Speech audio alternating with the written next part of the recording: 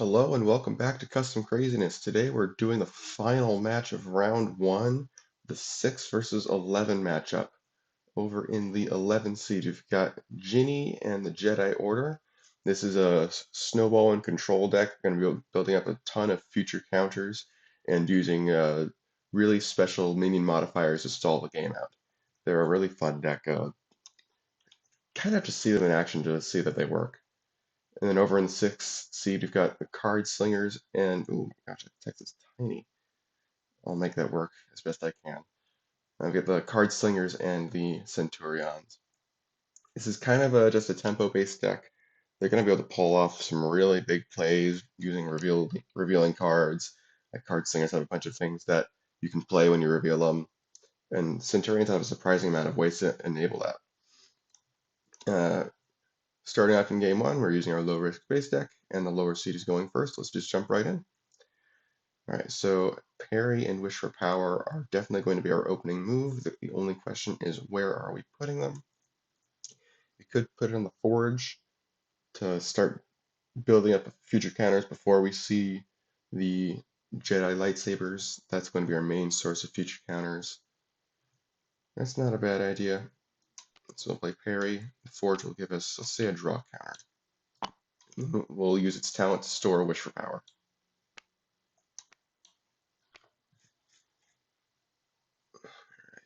And I don't think we're going to play a normal action. We'll draw two. Okay.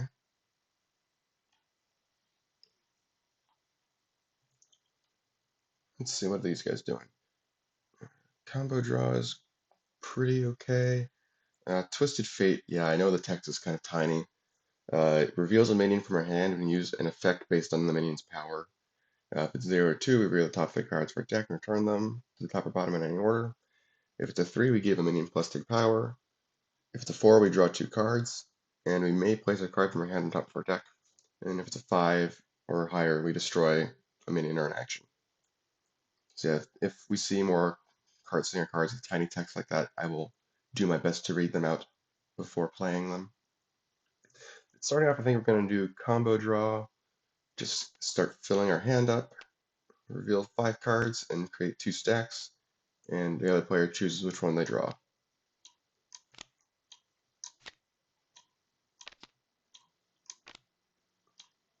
Alright.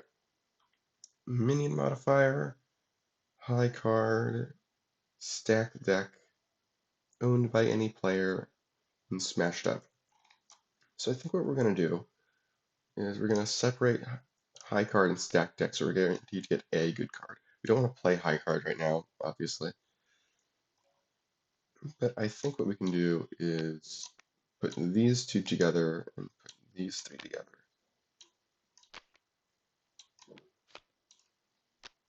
So we got some threatening cards in both stacks.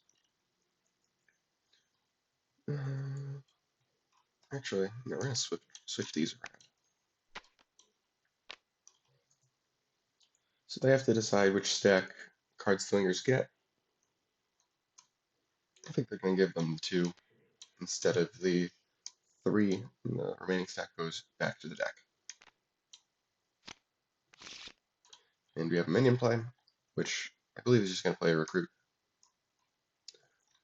Probably on the Forge.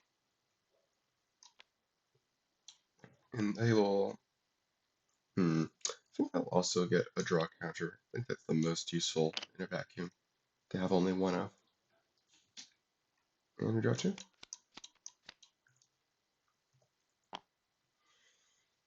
Okay.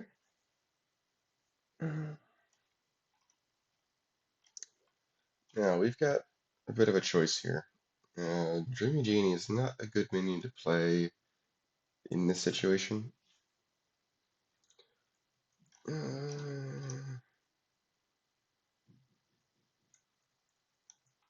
What we could do,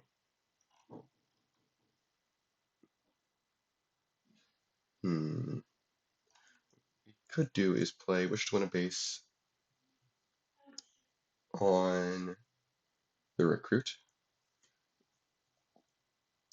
but it sort of seems like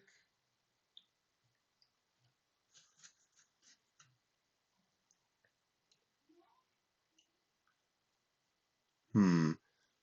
Mm,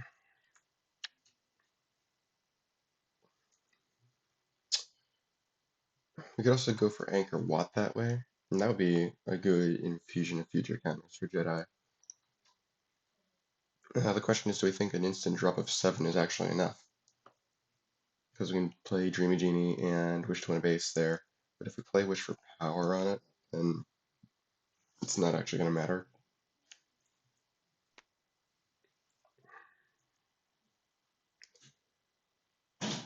It's not the worst idea.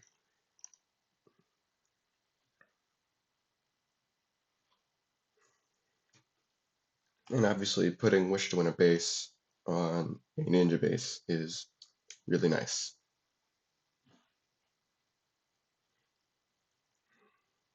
I say we just go for it. It's early enough in the game that it's probably worth the gambit.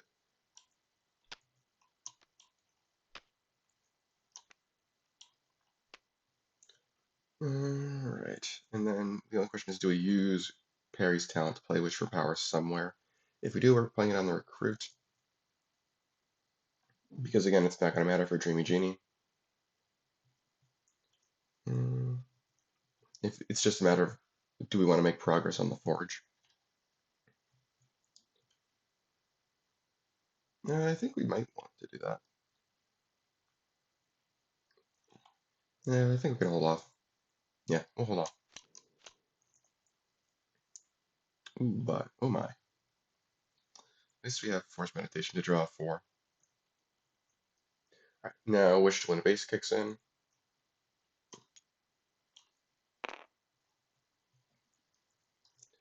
And let's say, is 7 power enough? Let's see. It will be difficult. I don't think they can. Let's see, because they can play Recruit, and then they can play Twisted Fate, Card Sharp. That's only 6. They'd be banking on.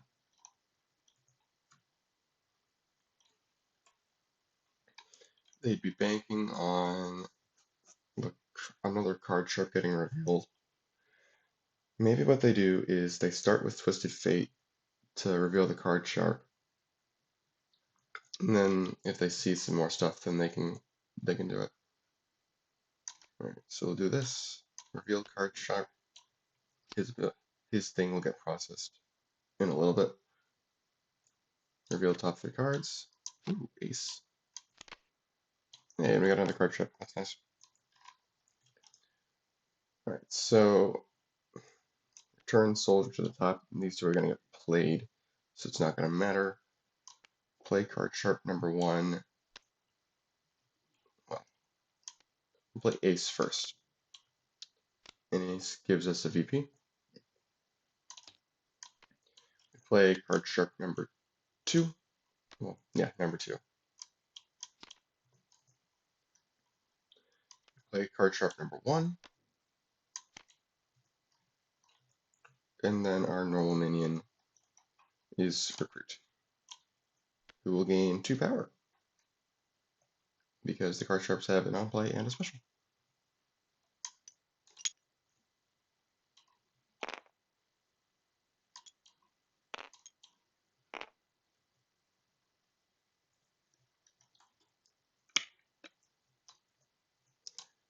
Alright. Anchor Watt is scoring because the breakpoint is 0. And it's kind of unfortunate. Just didn't have a way to back it up, unfortunately. Going for it wasn't the worst idea, and Card Centurions did get a bit lucky. But as it stands, that's what it is, you know. And the first and second place VP rewards are swapped, so Card Centurions are going to get 3, Jedi get 2, and they gain 3 future draw counters and 3 future power counters, which is not great for Jedi, obviously.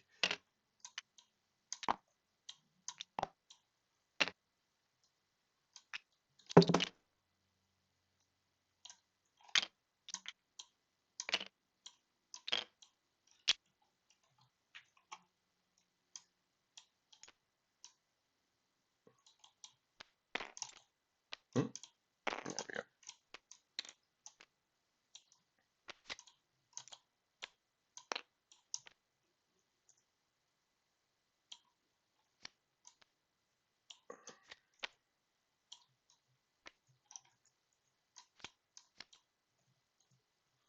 Alright, these I'll appreciate.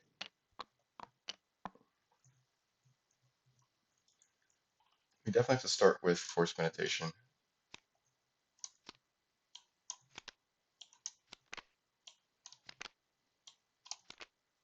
Mace Windu.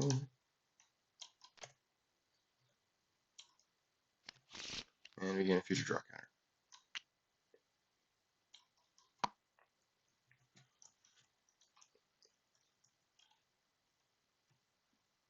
Hmm.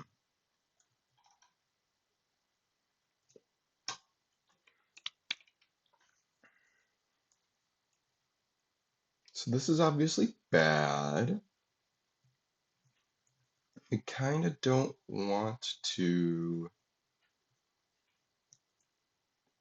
go for the Forge now because it's just a 4/3. Unless they spend all their stuff.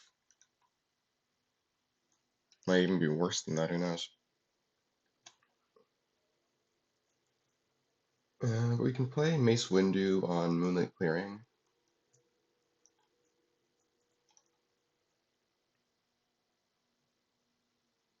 Do Mace Windu, do or do not. And Wish for Power on him. It's a footprint of 7.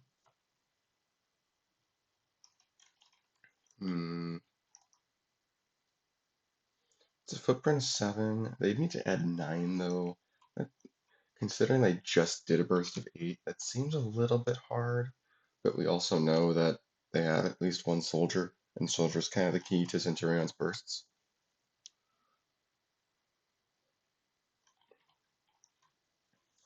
Let's see if they tried to do it next turn, and we just do Mace Windu and do or do not this turn. We don't play Wish for Power. It's 4, 8 next turn, 9, 10, 11. We'd be looking for 5 more power, some of which might come from Card Centurions, but we can't count on that.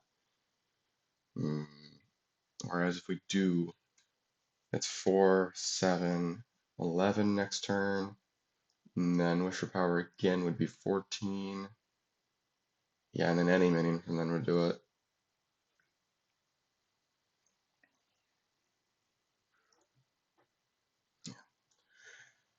Yeah, tricky. We can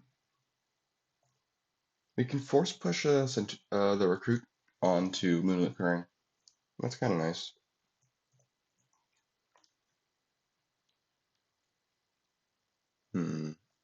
Okay. So Moonlit Clearing will place a power counter on the parry.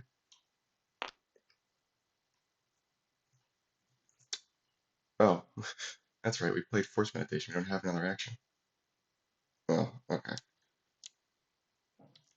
That kind of makes this a little bit worse. But I think we still do this. Yeah. And I think we don't play Wish for Power there because we don't have a real plan to break it. We just would be putting out 7 power, and that's not good usually. All right. Ooh, Wish for More Wishes. That's really good. It's gonna help us hunt for the lightsabers.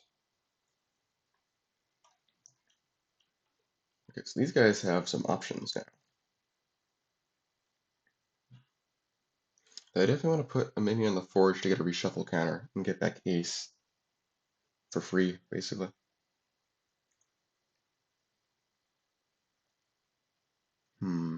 We could use Stack the Deck to grab both leaders. That's not a bad idea.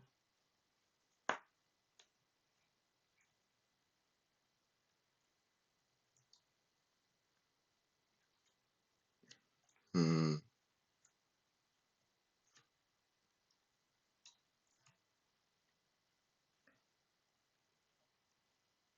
Sure. play stack the deck. It's gonna go to the box. We grab leader. And we grab high roller.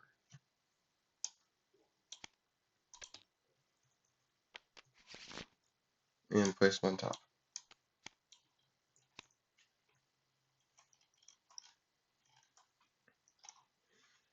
One, two, three, four, five, six, seven. We can use one draw counter to draw and play the leader of our choice. But I think for them, yeah. High roller, yeah, high roller is on top. We'll spend a future draw counter to draw and play high roller. High roller will 2, 3, 4, 5, 6, 7. High roller will reveal a 3, so we draw a card. If you can't see the text, talent to reveal a minion in our hand and use an effect based on the power. If it's 0 2, we place a power counter on a minion. If it's 3, we draw a card. 4, we shove a card from our discard pile into our deck. And if it's a 5, we play an action. Alright. And so yeah, we reveal a 3, so we draw a card. And then we draw 2 for turn. It should be 10 cards. 1, 2, 3, 4, 5, 6, 7, 8, 9, 10. Okay.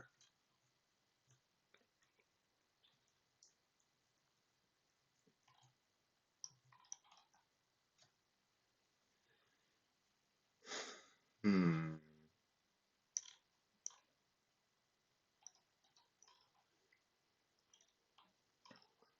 Something we could try to do is go for dimly lit room with Kit Fisto. Like play Kit Fisto there this turn, and then next turn we have. Well, we could play Do or Do Not as well. If we do that, that's 9, and then 13. This would be 16.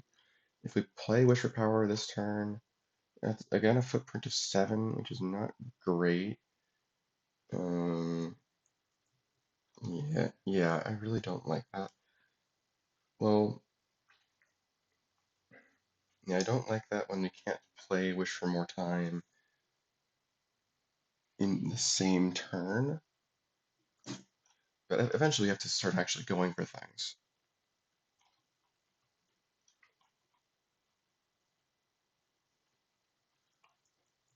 All right, maybe we play Wish for More Wishes on Mace Windu, and then we see what we get. Because there are a lot of good options that we could hit. So we'll do this.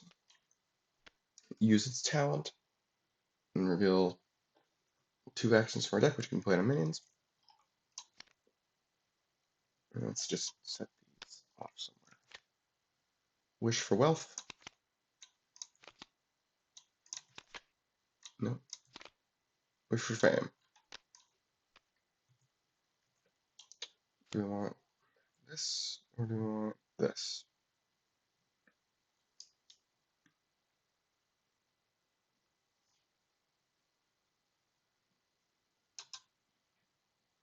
I think we play Wish for Wealth. I have trouble using Wish for Fame.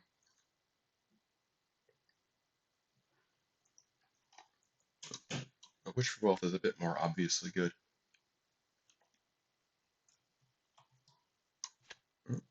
And we shuffle all these back. And yeah, we'll just play Kid Fisto. Oh, Wish for More Wishes goes back to our hand. Okay, perfect. Yeah, we can still try to go for Dimly Lit Room next turn.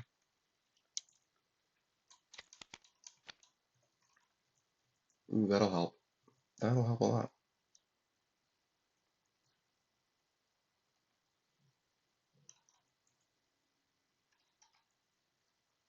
Alright, what are we doing over here?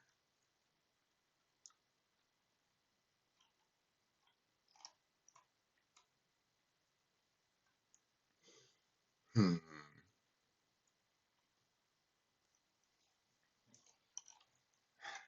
We could start pushing towards the forge, because if we can score it soon, then we can get it as a 4-2. We can also go for Moonlit Clearing. That one seems a little bit harder though.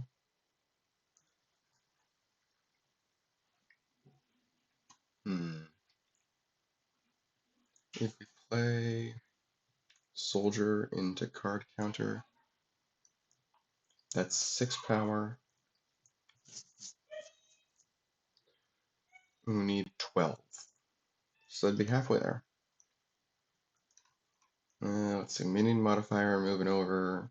The recruit would be an additional 4. It's not enough. Moving over high roller. Yeah, that would work, but it loses high roller. So that's not great, obviously. I want to keep high roller around for a little bit.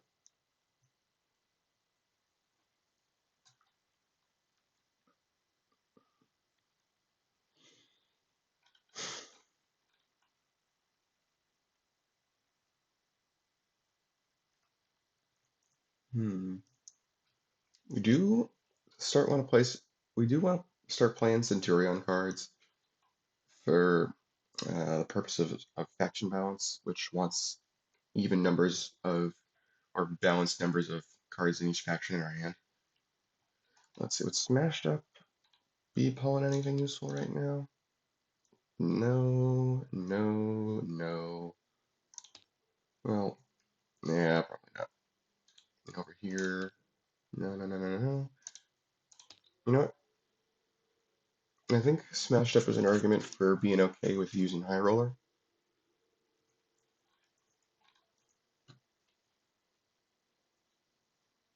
Because we can just get it back. Sure. So we do soldier. Place a power counter on high roller. Soldier's ability will play. Do we have the ability to actually like use card counter or as something other than a printed 3? Because let's see, we've got high roller to reveal 1 card. Yeah, I don't think we do. It's kind of unfortunate. Oh well, it's fine. Then we do minion modifier.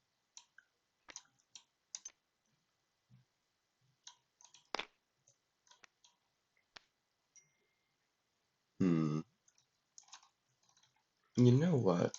We could actually, instead of doing that, we could do this with the recruit. If we use high roller, re reveal leader, and play an action, we can play showdown, which will definitely reveal a second card for +2 power on the card counter, and then we can move the recruit over instead. Yeah. So we play an extra action. So then we play mini modifier on recruit and play showdown.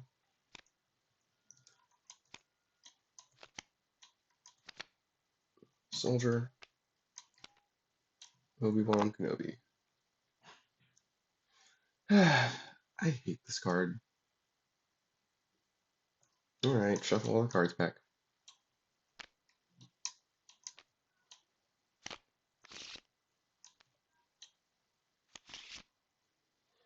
Alright, well, it does give the card counter +2 power.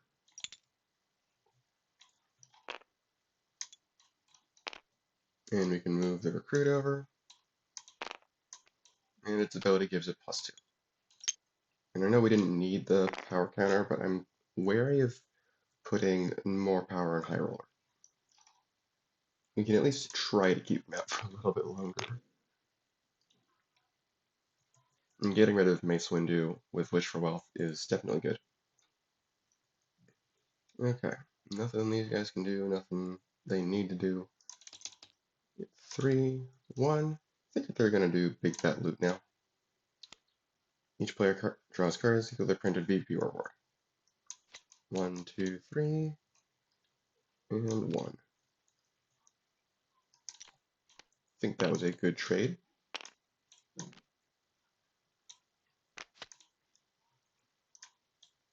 This is sad.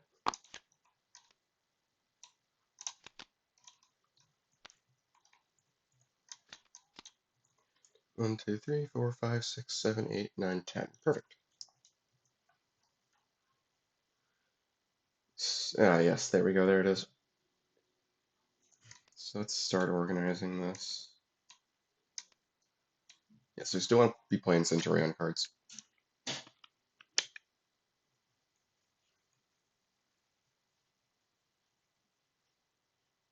Hmm.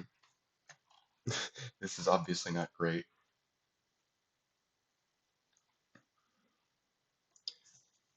Let's see, we've got Shakti, who can pull over Kit Fisto to Hotel California for 8. This can be 12.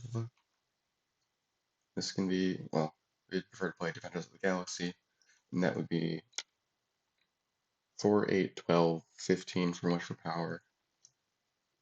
Yeah, we don't really have the ability to do that, but we can go for it next turn, because you need 2 minions in Hotel California to get presence there.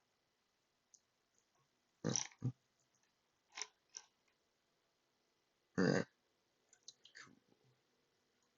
and Wish for More Time might help us kick off a second defender if we can manage that. So maybe we play Do or Do Not this turn, fish for a better minion to play this turn with draw counters.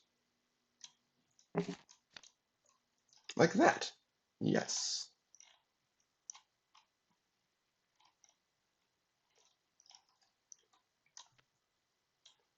We'll play Ifrit there.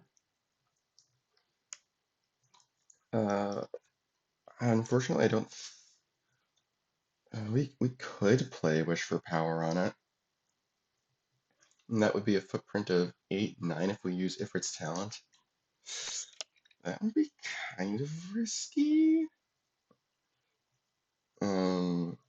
With one minion modifier having just been used, and I think that's the deck's only movement, it's unlikely that they'd be able to do some shenanigans. I think it's worth the risk. I think they just have to play. They just have to play risky to get out of this hole. I think if they don't start going for things, they're just gonna fall behind. So do that with Perry's talent,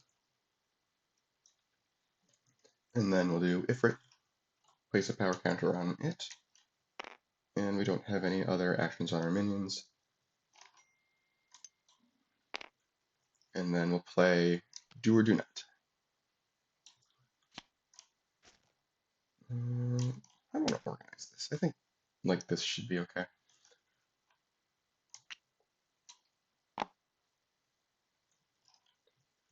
And we get a future power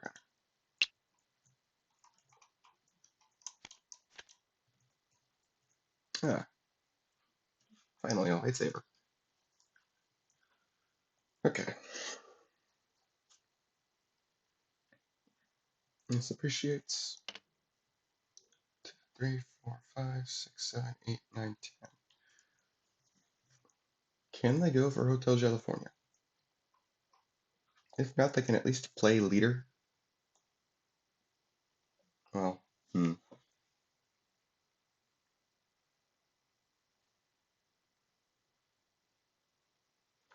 that's mandatory. So, well, no. If it happens on their turn, then they can shuffle our lone minion back before leader goes.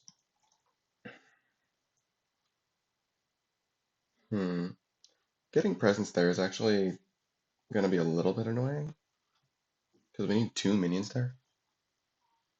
And I'd like to get back Ace eventually.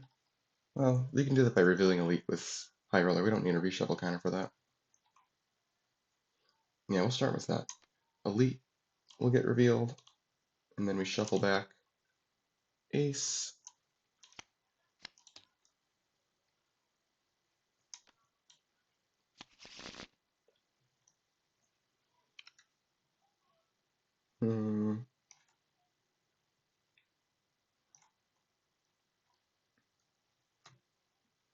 I could put Owned by Any Player on somebody.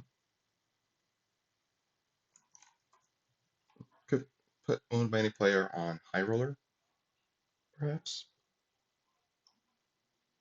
Yeah, I think we can save that for now.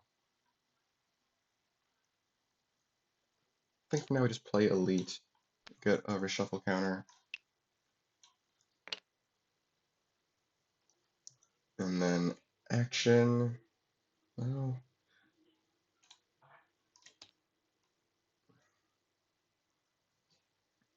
the stuff in our discard pile isn't great, so maybe we just play owned by any player on high roller anyway. Yeah, I think I'm okay with that. Okay. Draw two. Now we do elite.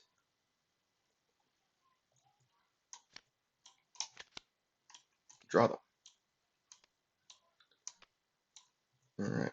And now faction balance is set up for 1, 2, 3, 4. It's a pretty standard output for it. Although it looks like Jedi are going to be getting a solo of California, so they're going to be catching back up in the score. Let's see, this goes back to Perry. Let's see.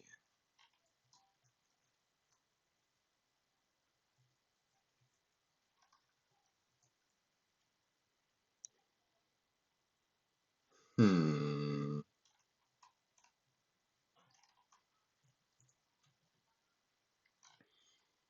So we've got this for 3 power, that's 12.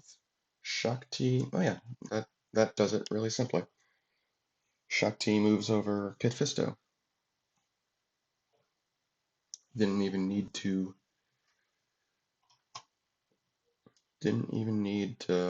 use our normal action play, so maybe we can play blue lightsaber on somebody.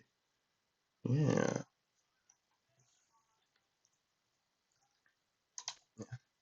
I think I'm okay with that. Use do or do not. Give a minion +3.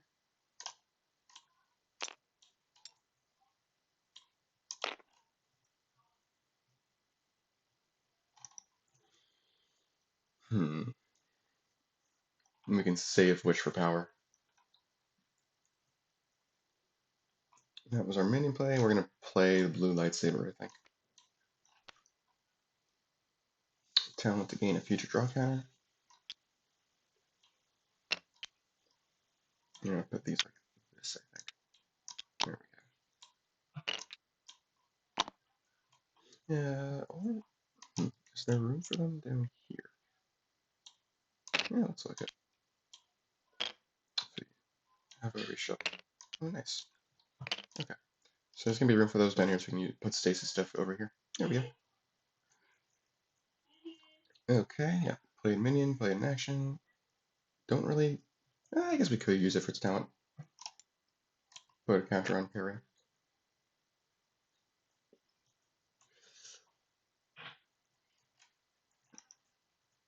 Yeah.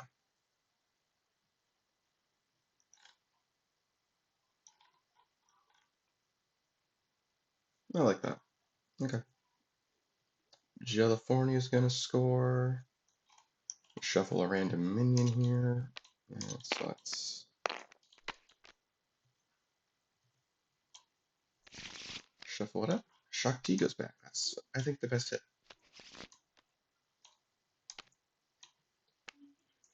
And then they get their 4 VP solo.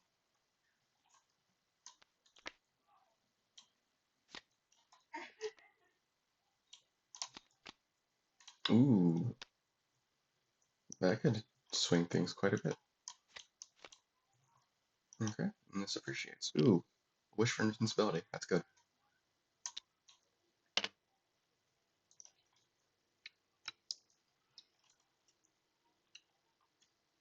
What are these guys doing?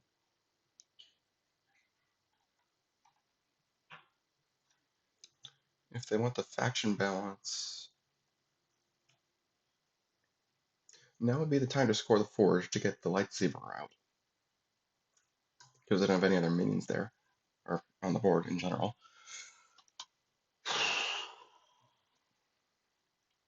So if they went that route, And a faction balance for 4.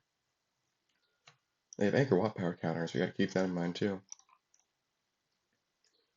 Faction balance for 4 power. 1, 2, 3, 4. We could reveal soldier with some high roller to draw a card potential. We can also use future draw counters for that purpose. I think I like that. Well, let's see how close we are right now. How much power we would theoretically need at a faction balance. Play for 4. Then we have one more action still. Card Sharp would get played for 16. We have our normal minion. Theoretically, that can be leader for 21, and then we can spend our power counters for 24. Okay, so we can spend our draw counters if we want. We just can't spend more than one if we want the 4th VP from the Forge.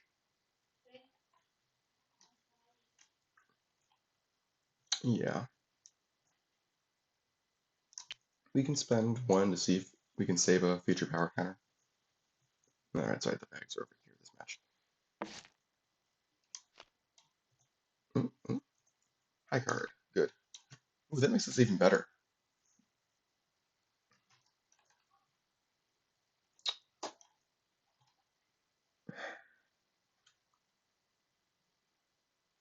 We can, yes, we can solo the Forge. Or, well, we can make it a 4-1 instead of a 4-3, unless they really don't want to spend their counters, but we'll see about that. Yeah, we can do that by doing minion modifier to move over high roller and using owned by any player to steal the parry. Okay, I think I like that idea. So we'll start with faction balance.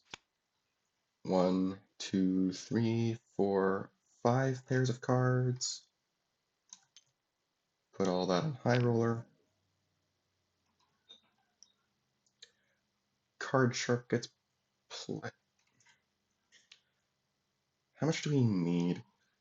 We can play Card Sharp. I'm just wondering how much power do we actually need once we move over high roller? Oh, yeah. We play Card Sharp on another base, I guess. And we can play high card for the last 4 power and keep all of our future power counters for the end.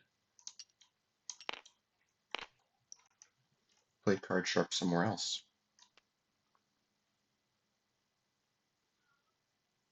Put it on She-Grove. We might need the extra VP from that if we flip another 3-pointer on the base deck. Okay. Now we still have High Roller's Talent.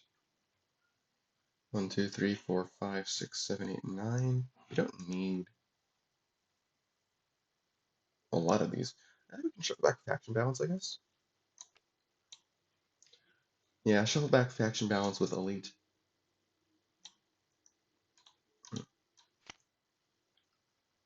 Because I don't think we really need another action play.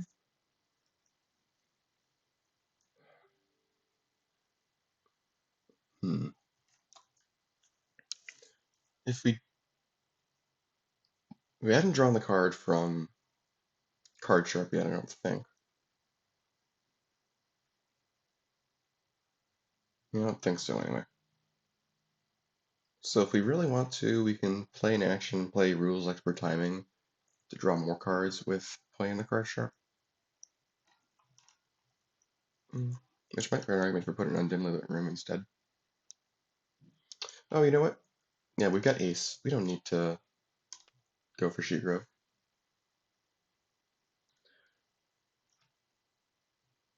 Yeah, and Centurion cards are the ones we have in excess, so we can afford to play Centurion cards before we play Faction Balance. So yeah, what we're gonna do is before we do Faction Balance, we use High Roller's Talent to reveal leader, play an extra action, which will be Rules Expert Timing. Which, We can actually play rules expert timing first and use that with our normal action play. We can still do that. And then when we play minion modifier, that's our extra, that is our extra action. It's another card here. That's our extra action from Faction Balance, which we play immediately, which was on Dimly Lit Room, so we can draw a card for that. And we play Card Trip immediately, so we draw a card for that. So this is still in our discard pile. Yeah, so we're drawing 2 cards from Rules Expert Timing. Yes, we're drawing 2 cards with Rules Expert Timing. Card Sharp and Minion Modifier. And then we draw 1 for Card Sharp. Okay. And if we really want, we can shuffle back Faction Balance with the reshuffle counter and spend some of these for the VP on Forge. I think I like that idea.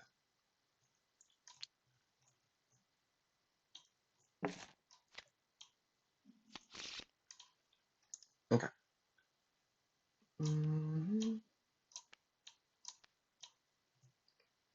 Yeah. We'll have to discard some of this, but that's okay. That's fine. Okay. Forge is about to score. That's mandatory, so it can go before anything else. We'll steal parry. TTS lag. Thank you. This goes away. Parry goes to the deck. And then they will definitely be. Do they want? Maybe they keep 1 of each. They'll spend 3 future counters to gain a VP. And they'll get 3 VP for the base scoring.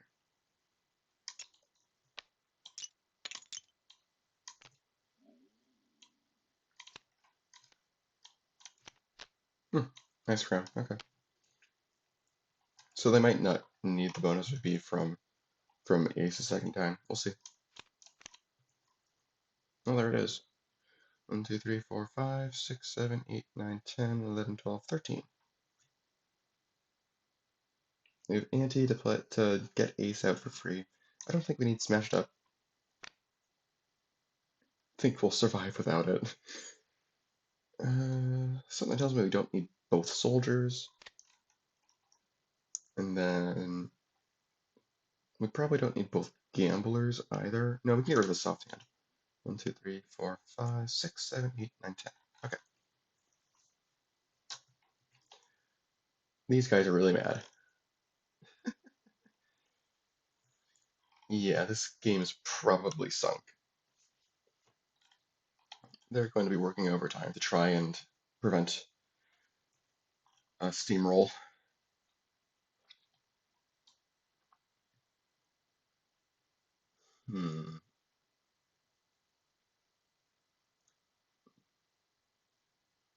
We play Plo Koon, and that'll hopefully start giving us some extra actions.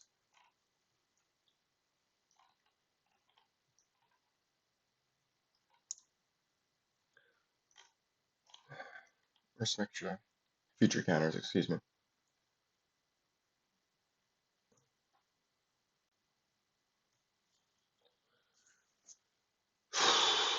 Force Ghost is nice. We'll have to figure out a situation for it, though. Probably what we'll end up doing is using it to play Ifrit for a burst. Because it does count towards the breakpoint, as written. It just doesn't count for VP. What action are we playing?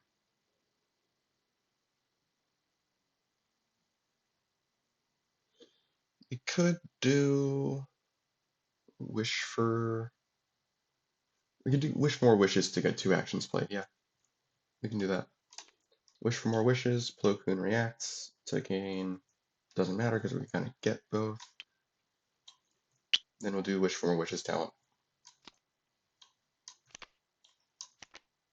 Wish for invincibility.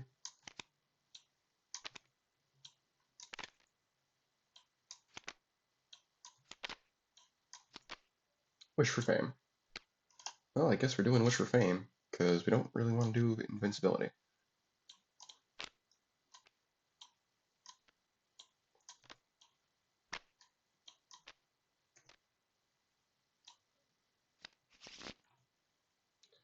And we get the other kind of counter.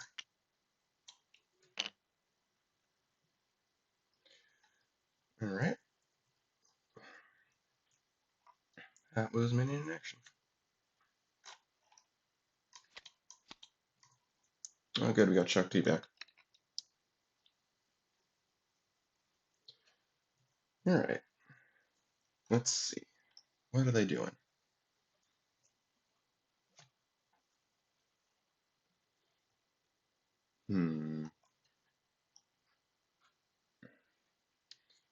Do ante to get the ace VP. I mean, we just like do that now. That's fine. And then we can put elite on dimly lit room. Like there's not a whole lot these guys can do unless they manage to break She Grove. That makes it a little bit harder. I'll just have to recycle and replay ace one more time.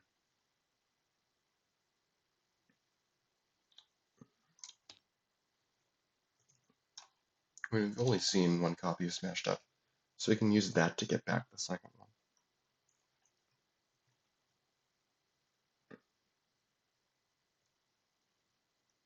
one. And ante is a nice bit of slowdown.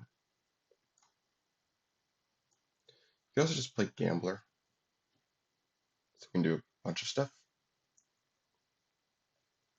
Sure. That's probably better than Elite.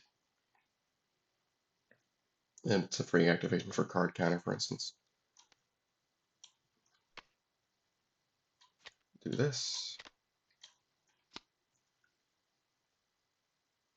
I don't think we're going to need this. Discard to play an extra action. So now we'll do... We'll just do ante.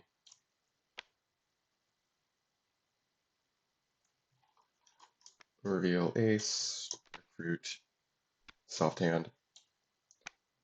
Let's see, what are these guys going to reveal? Because anything they reveal might get put on top of deck. Invincibility, time. Strongest min? No. Yeah, strongest min. That's not really going to be doing much. I'm going to put this one on top. Yeah. Then we're going to put ace on top of our deck, quote unquote, but it gets played for VP.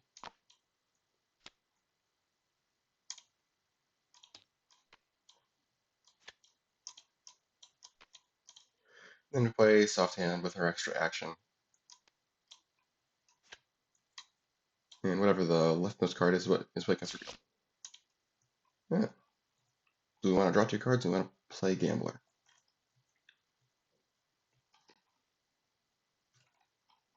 Maybe we just play Gambler. Well, we don't really have a third action to play, but I think it's still good. It gets us a card draw with rules expert timing. That's nice. Yeah. Oh yeah. Yeah. There we go.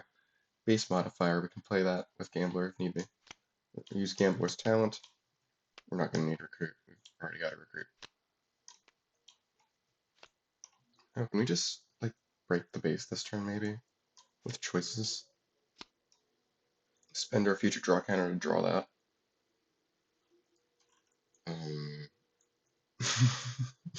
um,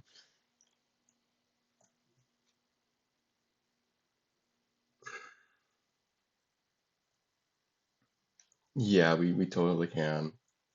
Yeah, we spend our future draw counter to draw choices, and our action with the Gambler is choices.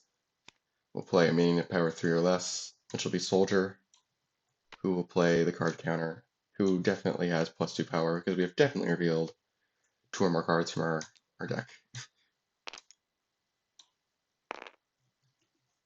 We don't even need the last future power counter, but I'll use it just for ha-has.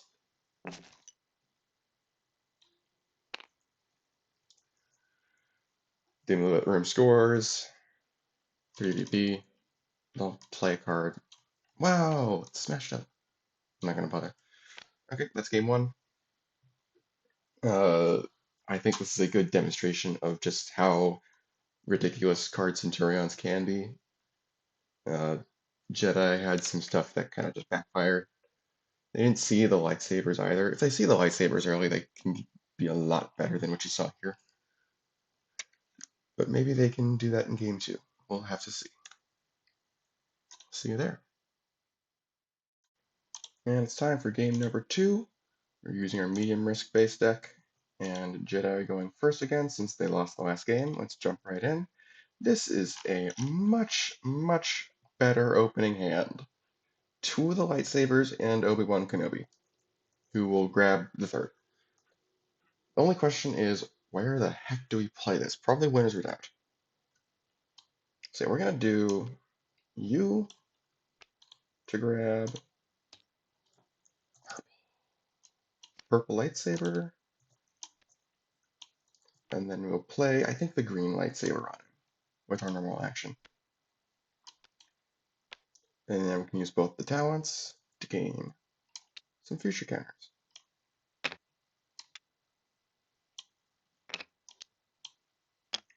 Okay.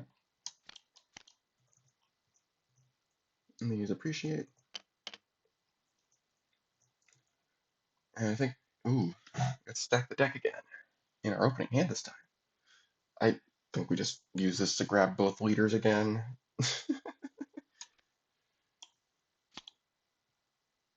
There ain't nothing wrong with that. No. High roller. Not card roller, high roller. And then leader.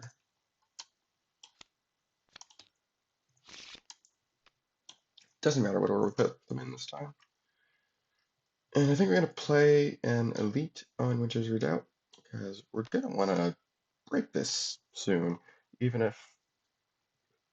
The only issue is that it's not likely to get them out permanently, but if we act soon, then we might be able to rush the lightsabers out. Okay. Yes. Do elite? Nope. So we just put them on top of our bottom of our deck. We definitely keep the soldier. I think we bottom deck the recruit though. Okay. Start with the talents.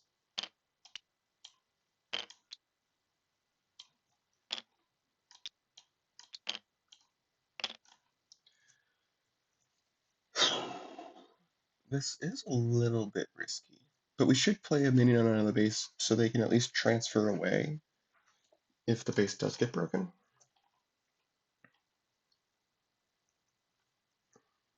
So yeah, we'll play Gin and Tonic to play the blue lightsaber, and then we'll play Do or Do Not, I think.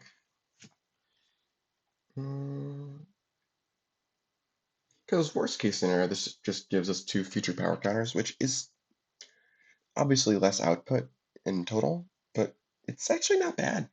Like, it's not the worst thing ever. Like, it's still a good outcome, even if we don't end up breaking a base. So yeah, we'll do that to play blue lightsaber. Now we can start raking in the draw counters. Then we'll play Do or Do Not, place a stasis counter on it, and gain a future power counter.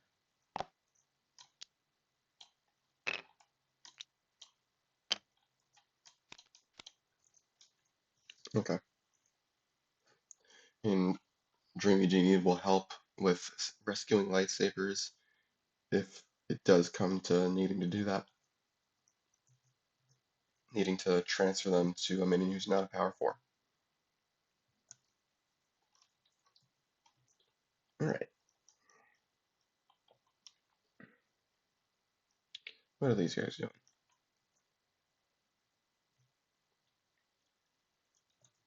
Probably going to start with combo draw since that's the only action in their hand.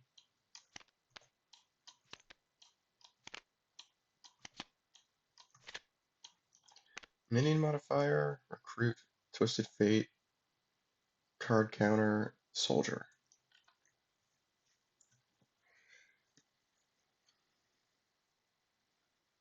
How are we going to organize these?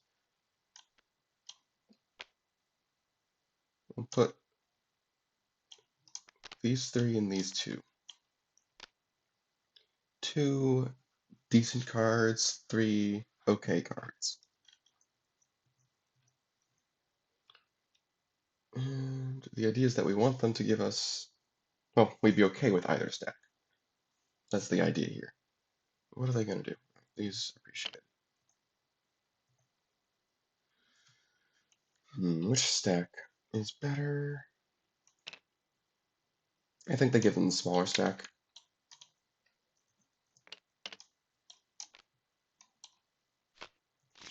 I don't think the cards are better enough on average to give them the bigger stack over the smaller stack. Okay. And now we can put High Roller out, probably on Gargantuan Jellyfish.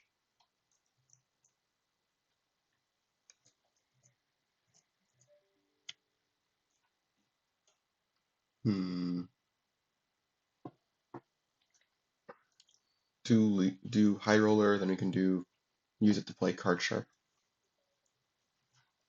Just keep the card draw coming in. And yeah, that'll be good for Recruit on a later turn. It'll prevent us from getting soloed, at least not as easily. Yeah. So we will reveal a minion from our hand, which will be Card Sharp, to place +1 power counter on any minion. I think we can afford to do this. I don't think they want to break that base.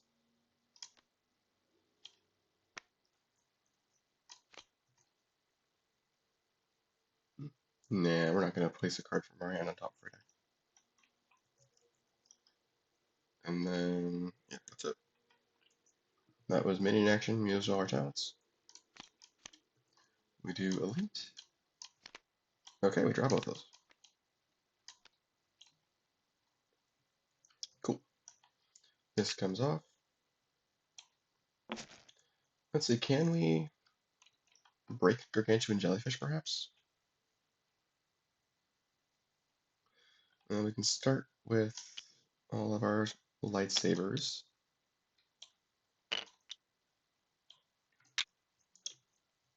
It needs 8 power to break. Yeah, we definitely can then. The only thing is we can't. We can give a minion. I'm not sure that we can break it without giving.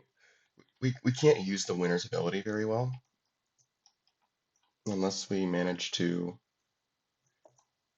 break it with Dreamy Genie. Yeah, we can do that. It's 2, 5, and we'd be spending all of our power counters. And the point of that would be that we can, yeah, play the Gin and Tonic on towers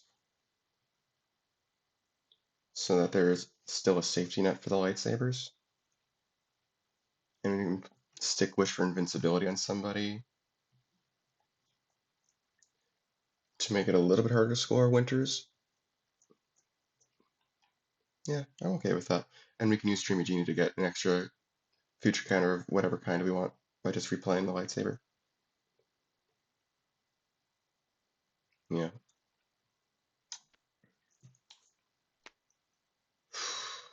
Which one do we want? Probably power, because we're going to be using all of our power counters. So we'll replay green lightsaber, use its talent again. And then we play do or do not.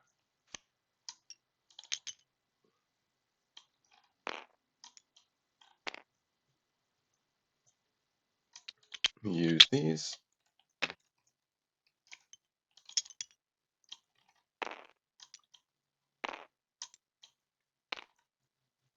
And this gets high roller out of play, which is always nice. Good benefit as well. And let's move these over. Okay.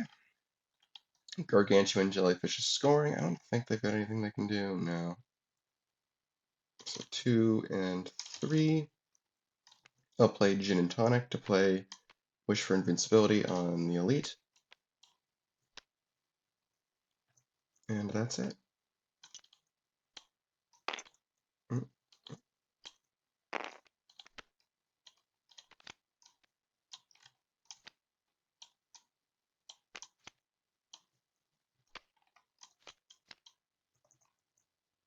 Alright, these I'll appreciate.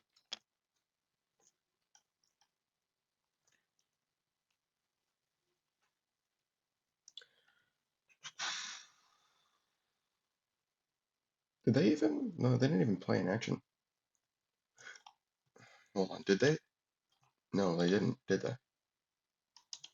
So yeah, they can just play Force Heal for 2 reshuffle counters as well, which would have appreciated. Oh my.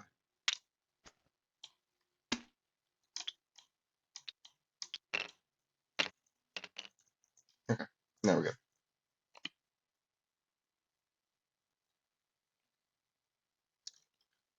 Alright. Can these guys break Winters? I think they would want to do that. To at least force the lightsabers away.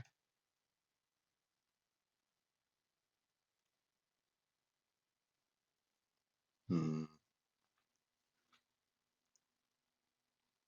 Yeah. It seems possible.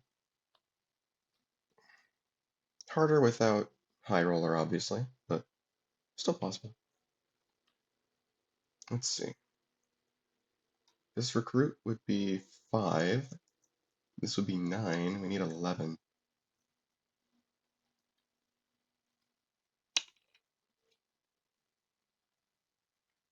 We can do Soldier for, let's see, start with base modifier, play Soldier, play High card, and that would be 2, 5, 9 as well.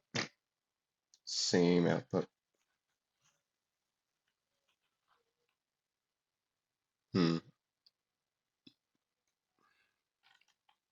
I'm not seeing a way for us to do that. So I guess we just don't press the issue right now and we play leader. I guess we can play showdown.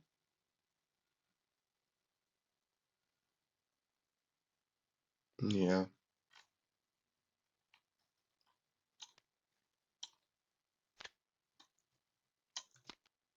2. Right. At least we get to play it. 4. Yeah. It's not surprising. Does that change being able to break winners? Because we can play that on winners. And that's 2. Then we have a minion, which can be soldier into high card. That's 2, 5, 9 still. Yeah, no.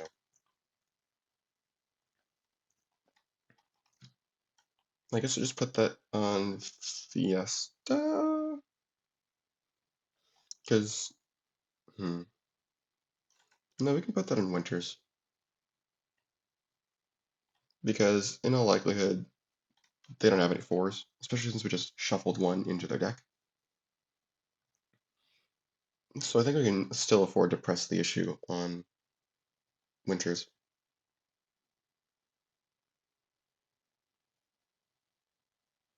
We could also play leader and then base modifier.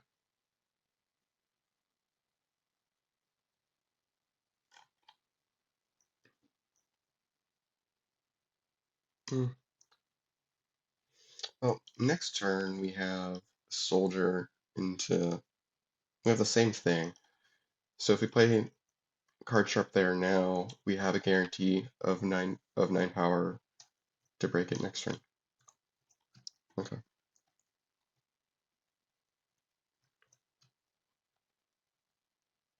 Yeah, and then we'll just we could play the second elite instead of leader. No, I think it's good to play leader. We already have an elite out.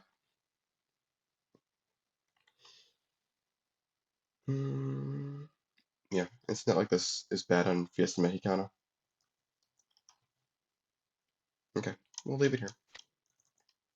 And we'll do elite. Nice. Okay. 1, 2, 3 right now. Okay. Okay. We'll start with lightsaber talents.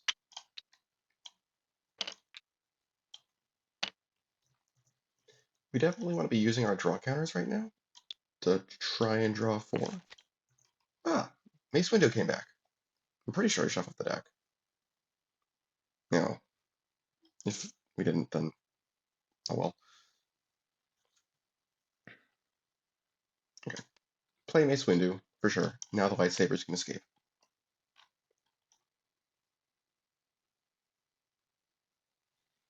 Now, what do we play? We could play Wish for Wealth on ourselves. Definitely not on the other guys. It doesn't really even block leader. I don't like giving them the draw, and we clearly need the draw. So I think, yeah, we'll do that.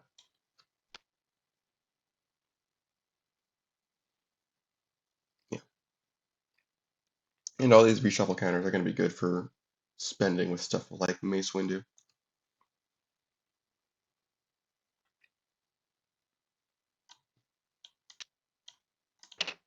Okay.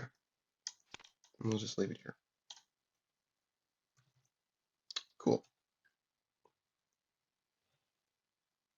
All right. These all appreciate.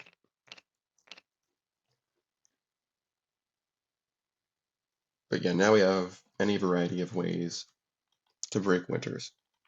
And we kind of want to play Centurion cards.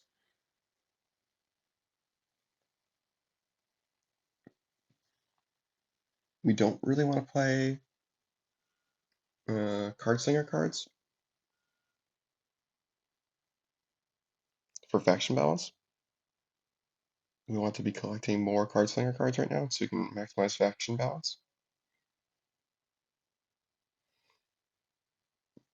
Hmm.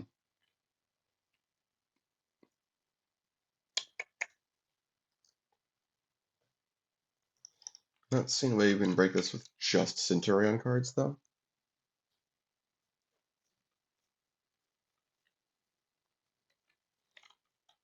So I guess what we can do is just play Soldier, Base Modifier, and High Card. It's not the worst thing ever. Unfortunately, well, okay. Fiesta is not the best place for the lightsabers to land because we can we uh we can use the talents of them. So they're gonna want to evacuate that relatively quickly.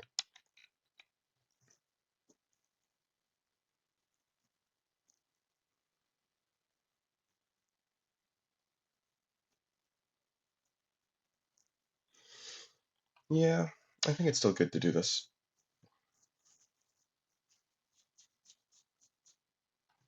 Yeah, all right. Do base modifier, play soldier,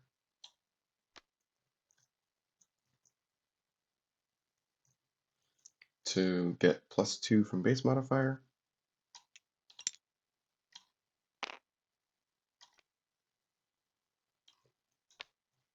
Put that here, I think. Yeah.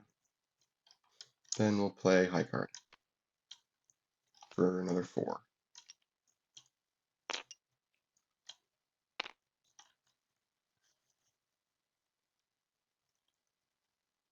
Oh, was I discarding cards earlier?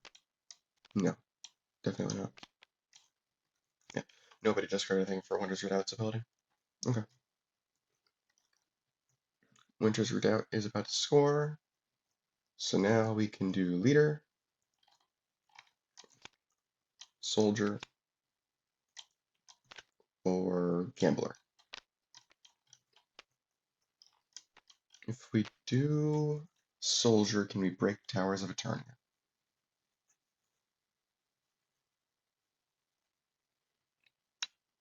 Hmm.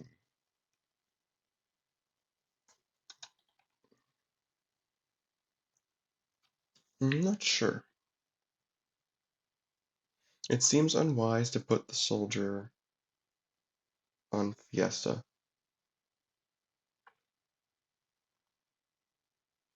We put it on Towers, we get 6 power there, and then Soft Hand or Twisted Fate. Twisted Fate's definitely not enough on its own. That can only get us to 9. Soft Hand has an outside chance of hitting Faction Balance, I guess, but that would only be worth 1 power counter anyway. Soft Hand can always just draw 2 cards. Uh, hmm. If we don't have to move it.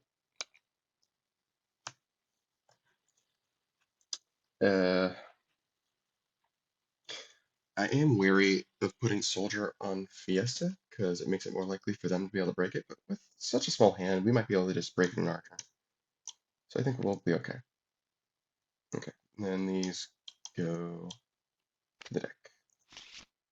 Soldier will play Soft Hand, and what do we reveal? Recruit. I think we can just play Recruit. Yeah. With such a small hand, they're only going to have 5 cards. I guess they have 3 power counters, so it's 7, 11. Well, base modifier is going to give us a power counter. So yeah, they are going to have to start working hard to actually overcome it. And we'll leave base modifier there. Okay, sure. I'm okay with this. Alright. 4 and 3.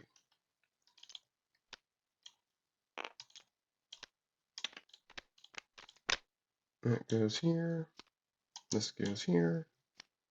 Lightsabers go to a 4. Well, they can go to anybody, but we're going to put them on a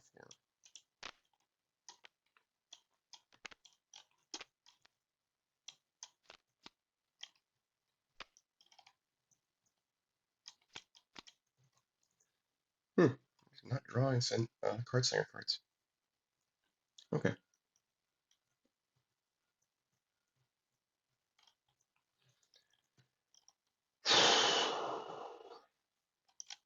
Hmm.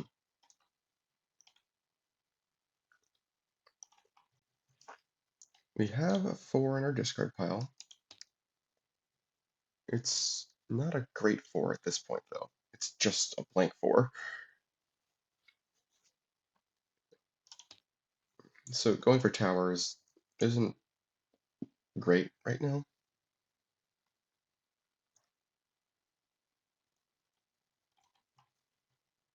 Hmm. I think it's more important that the thing is, if we lose Fiesta, then then the score is 11-7, which is really not the place we want to be, even with all these future counters. What action would we play from our discard pile? Wish for invincibility, I guess? Do or do not? Hmm.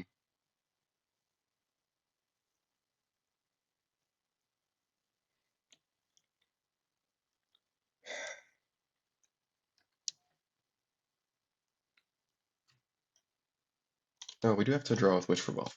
Let's not forget that. Oh yeah, and Wish for Wealth is going to prevent us from making use of towers as well. Force Push. Force Push might help our cause a little bit.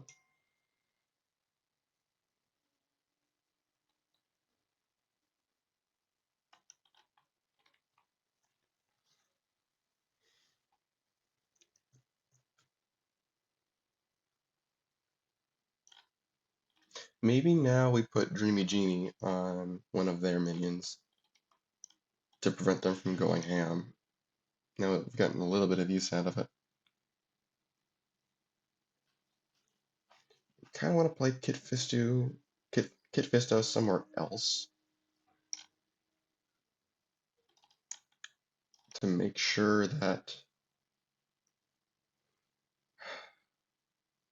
the lightsabers can move away. Because like we can break it. We can put Kit Fisto there. We can use our 3 power counters, and that would be 19, 20, 21. We'd even get to keep one. Speaking of which, we should probably use these talents.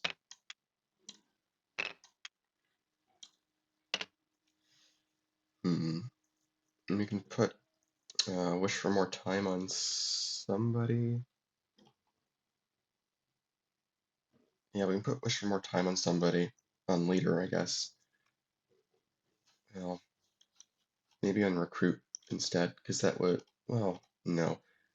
On leader. Keeps him around, but it's the safest thing to do. And we'll have plenty of ways to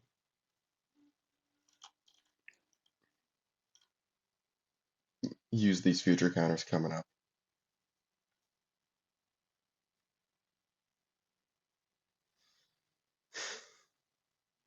We can also play Gutsy.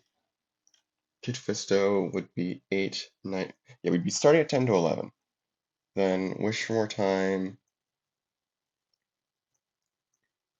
Let's say that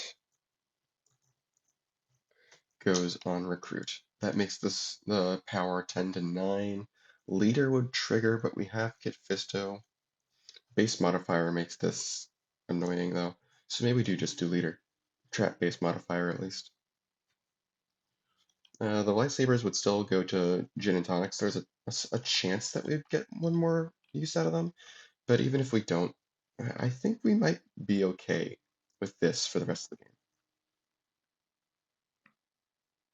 game. If not, we still have reshuffle counters to get them back, and we can use Obi-Wan Kenobi and reshuffle counters to get to start our stuff again. Yeah, I think it's okay. Kit, spend these for this.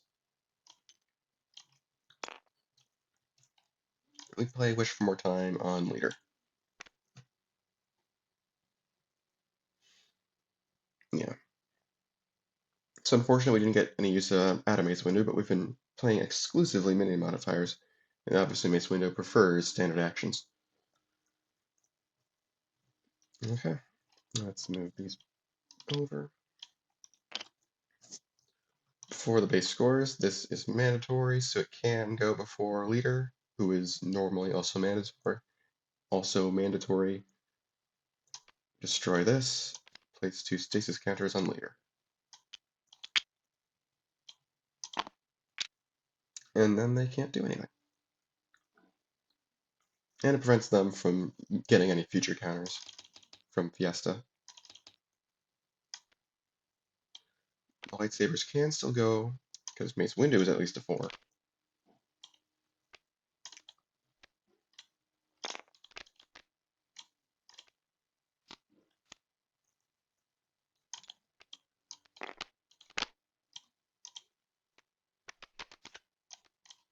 So, yep, that ended up backfiring for Centurions. But yeah, they needed a good cards in their hand for that to work anyway, so it was a risk worth taking, I think. And Wish for More Time was one of the few cards that could prevent Leader from swinging it back. So I think their actions were justified.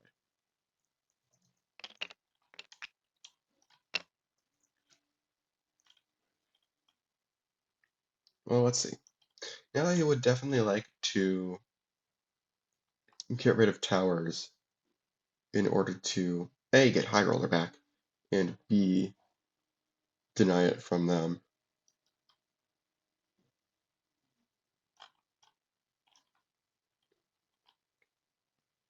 We have not seen Ace yet, which we might need to see eventually, sooner rather than later.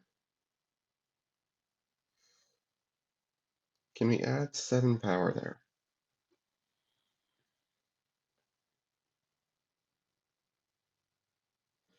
Wow, can we not do that? No, we can do Elite.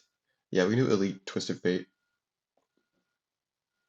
Obviously a bad use of Elite, but might be what we need to do. We'd be exchanging the Elite for High Roller and some action from our discard pile.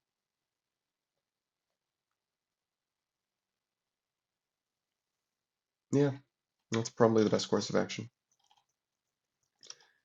Get the lightsabers out. Yeah, because breaking towers this turn is kind of non-negotiable. Twisted Fate will reveal Soldier to give a minion +3 power until the end of the turn.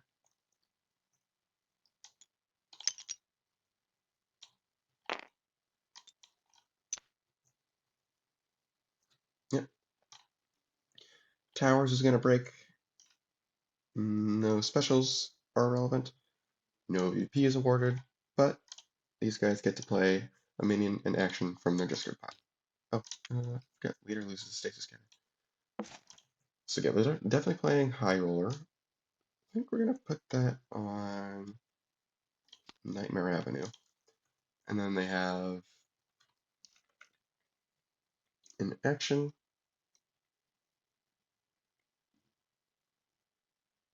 It could be base modifier.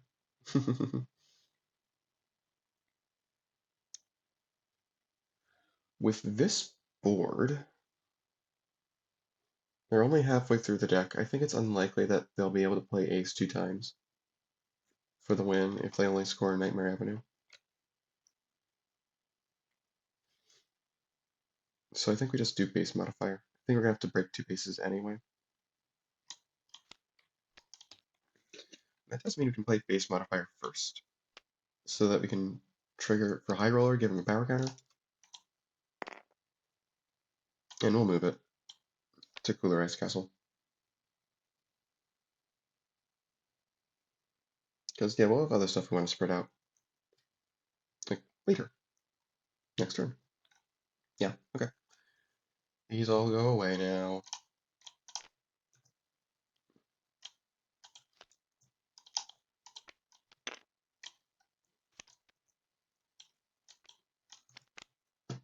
VLT. Yeah.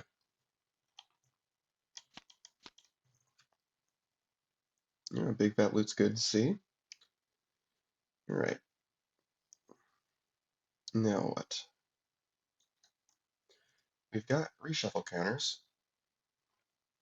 Do we want to use them?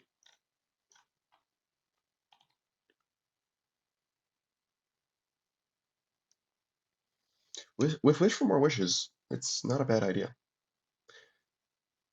And we're kind of getting to the point of the game where we're not going to care that much if we put the lightsabers on a non-4. So yeah, here's what we'll do. Play Ifrit. We'll use a reshuffle counter to get back the green lightsaber, I believe. We want that one specifically for power.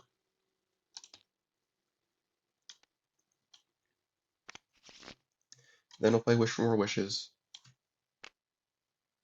We'll use it to get 2 minion modifiers. Fame or nope. Strongest minion. We'll do Fame. Because we've got a Djinni in our hand.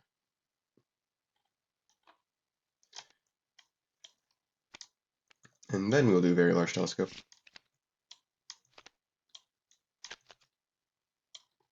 Force Ghost.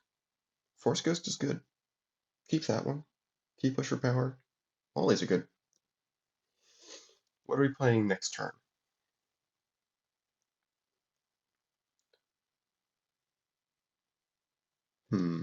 We could just bottom deck Wish for Power because it's got the same output as Do or Do Not. Yeah, and without parry, there's not some of the advantages it would normally get over Do or Do Not. And these two cards are really good. Dreamy Genie will allow us to play it twice if we wish. Okay.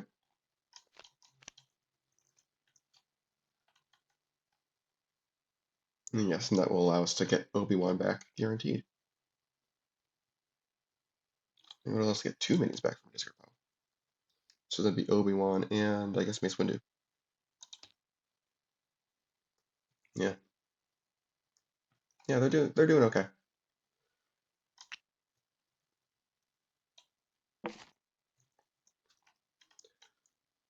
So leader's coming out. Oh yeah, Indifferent will definitely use his talent for himself.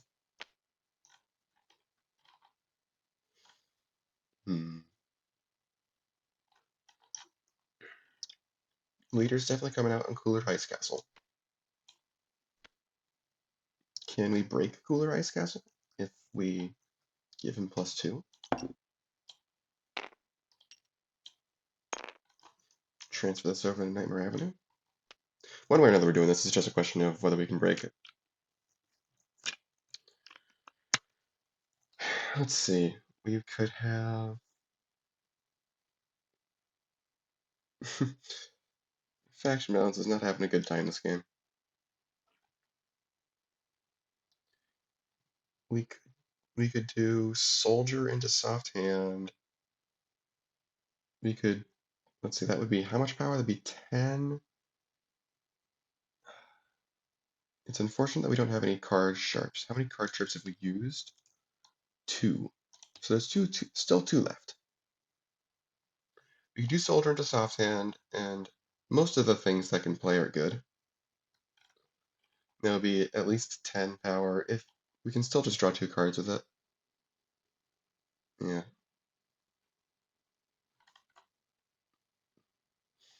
I don't think we need to put stuff on Nightmare Avenue yet. If we reveal one of the minions, we can put that on Nightmare Avenue. Would any of these actually be a hit for Breaking Cooler Ice Castle? Yeah, the recruits would be. But we have to commit to the +2 power. If we do that, let's see. These 2 are getting played. These would be hits.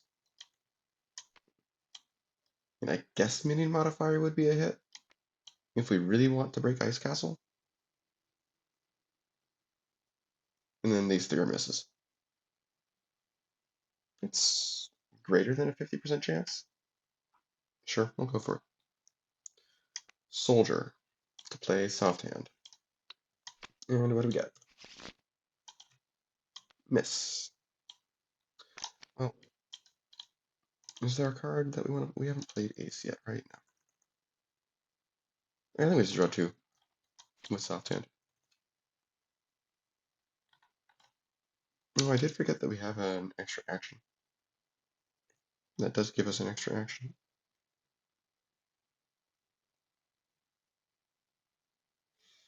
What will that be? We just play Minion Modifier on Leader.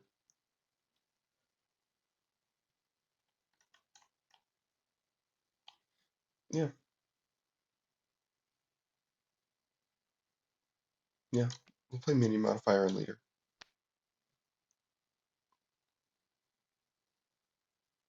Yeah. Alright, I think that's good.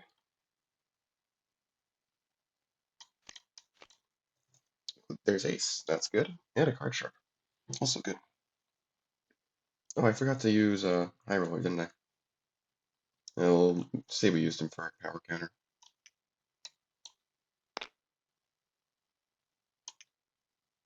This power goes away. 1, 2, 3, 4, 5, 6, 7, 8, 9, 10. Okay. Good on hand size. Alright, what are we doing now?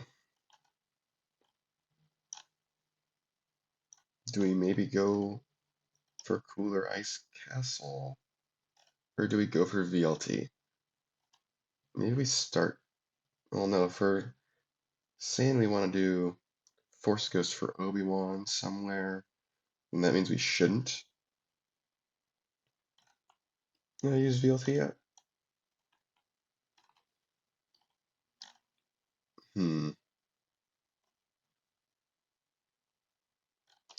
There are a lot of things that could go wrong with Cooler Ice Castle.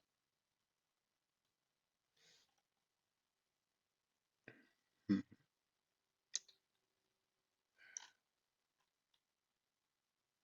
I say we just, yeah.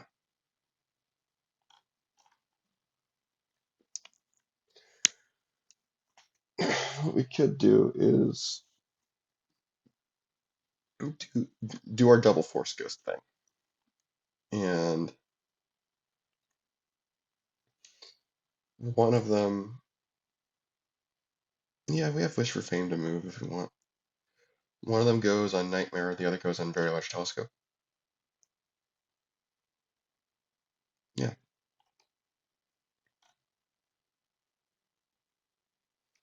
I think Ifrit is inclining us towards playing Obi-Wan first so that we spread our actions out.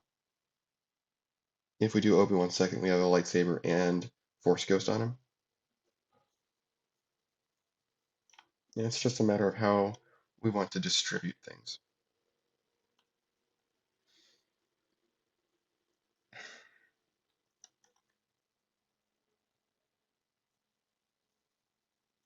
Yeah.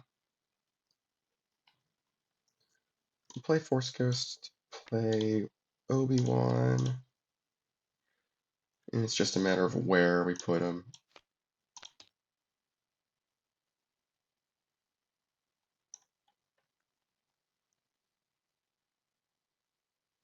I think we put him on VLT because that's the base that's less likely to score right now.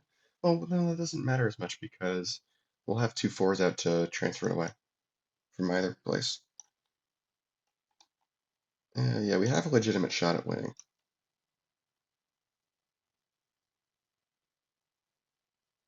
I think it's going to be more important to actually win Nightmare Avenue, just in case. So we'll do this here. Then Obi-Wan will grab a lightsaber from our deck, which will be green lightsaber.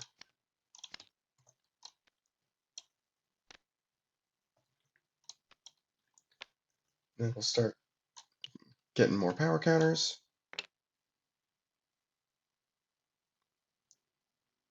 Our normal minion will be Dreamy Genie. Again, it's more of a question of where. I say we put Dreamy Genie on Nightmare Avenue, so we have 2 minions on Nightmare.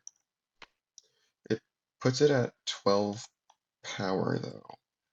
So never mind. We're going to put it here.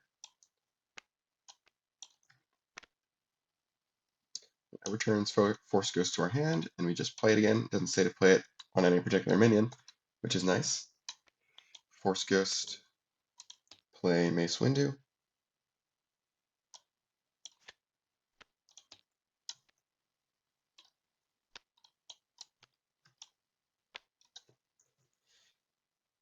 Okay. And that was our normal minion, normal action. Now we'll do Ifrit. Power counter here, and power counter here. Alright. Yeah, we can end with VLT. Qui-Gon. Okay, we'll bottom deck one of the Dreamy Genies.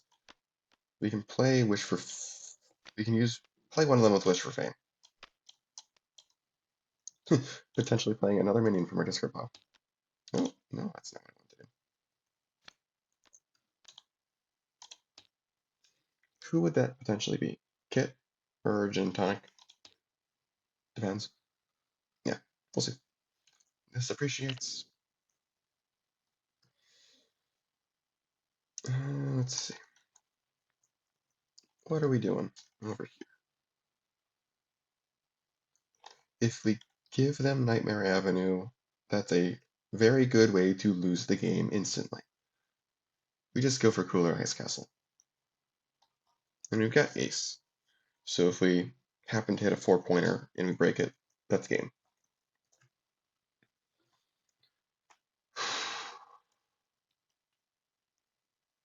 So we just throw down as much power onto Cooler Ice Castle as we can. Yeah. High Roller will play the card sharp with his talent by revealing it. I don't think we need rules expert timing. Well, okay, faction balance. We can start with that, I think, because I can play ace. And give us 3 power and play the card sharp for free. Yeah, that's significantly better. Let's make some room up here. Anything we want to do before we do faction balance? Don't think so. We can just start with, unless we want to use High Roller to draw a card, which could potentially give us another power. Or we can do a guaranteed extra power by revealing it to later. I think I know which thing I will take. I'll take the guaranteed extra power. Start with this. Reveals all this. So we get 3 power counters.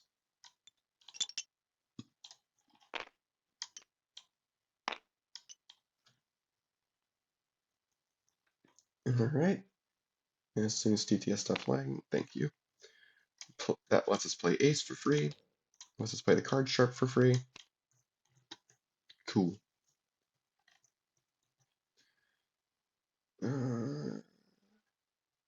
If we happen to draw another card sharp somehow, then we can use...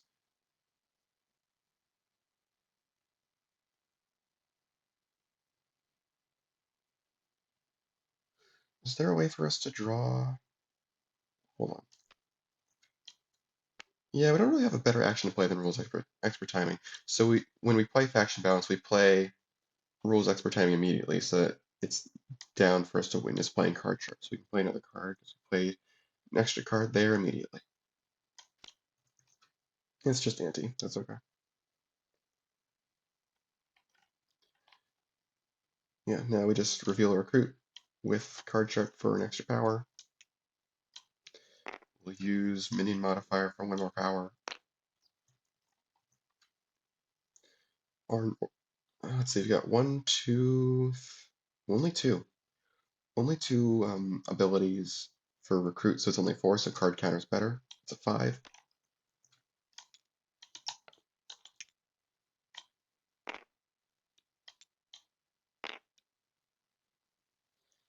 Yeah.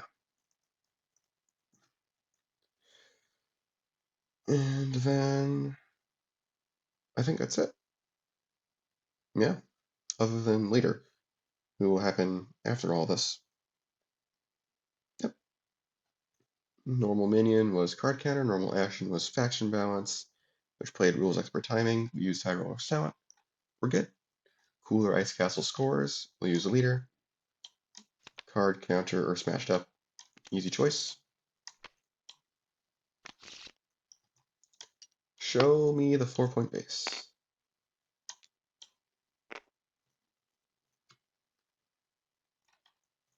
Get 1 VP from Cooler Ice Castle. All this stuff remains, and hold.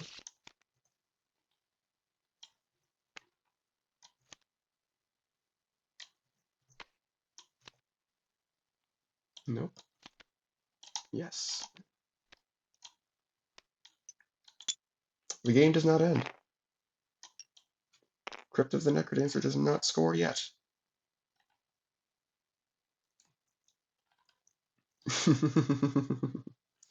Okay. Well,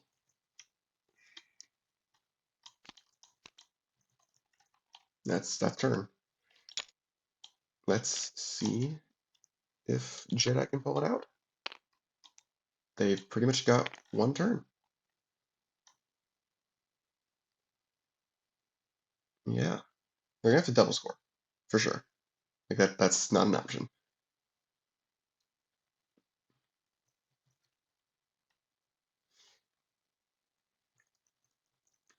Alright, got green lightsaber talent, just in case.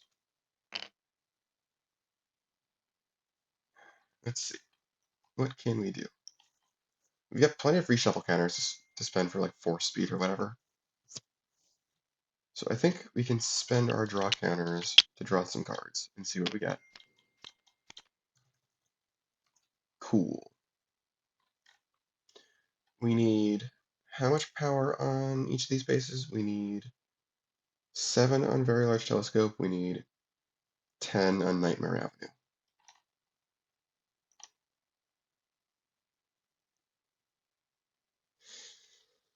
Oh boy. I think they can do it. I think they're just going to barely be able to pull it out.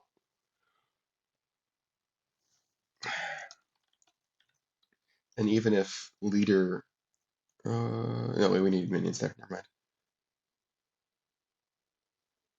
Yeah. Yeah, I think they're just going to barely be able to pull it out. I think the best minion for them to play is Qui-Gon, because he's just a 5. And then we can do force speed to basically get a time loop. We also have Dreamy Genie, and they're definitely not going to help them.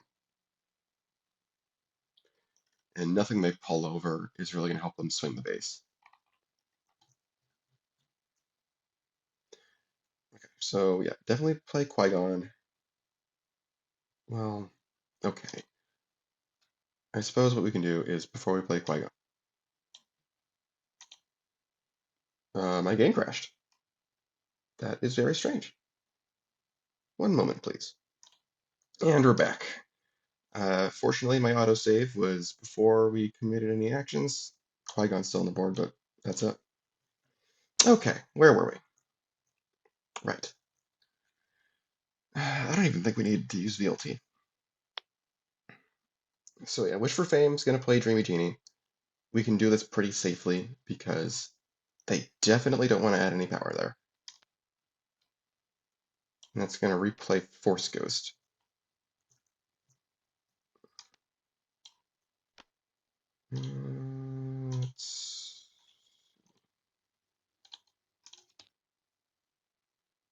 Kit Fisto is probably the biggest thing on this.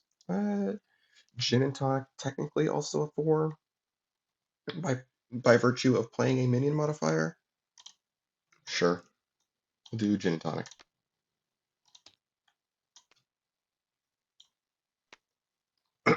Oh, Mace Windu. Oh, this is great. We have played that from our hand because of Dreamy Genie. So Mace Windu can spend 2 future counters to put a stasis counter on it. And then 2 more to remove a stasis counter from it. I'll use this useless power counter. So this is here now. And we have to do Gin and Tonic, which will be Wish for More Wishes. Somebody. Here. Here you go. Oh, this is great. This is awesome. And then we will play Force Ghost again. Yeah, we'll just put it on Nightmare. And what's the minion we're playing now? I think it can be Kit Fisto, or it can be another Gin and Tonic.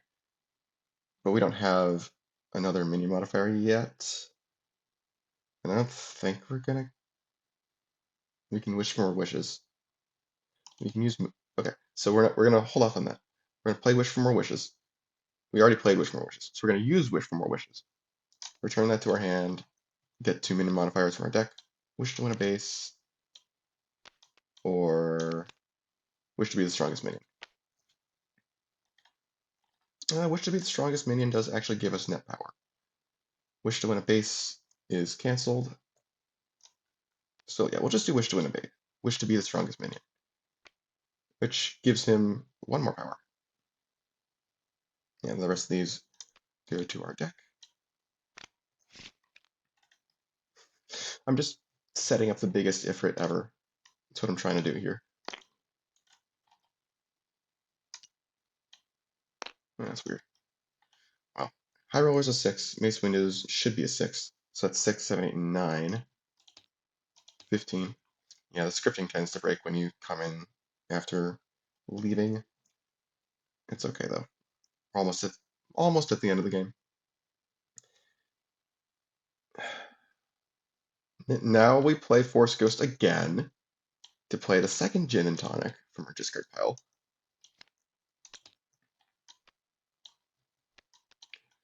Who will play Wish for More Wishes again. And we'll just do that. Kind of realizing that Wish to be the strongest minion won't matter for Ifrit power. That's fine. We have future power counters. We have not used our normal plays yet, I don't think. No, we haven't. We have not used any of our normal plays yet. Because Wish for Flame played Dreamy Genie to replay Force Ghost, which is what kicked off all this. Okay, so now we'll do Wish More Wishes again.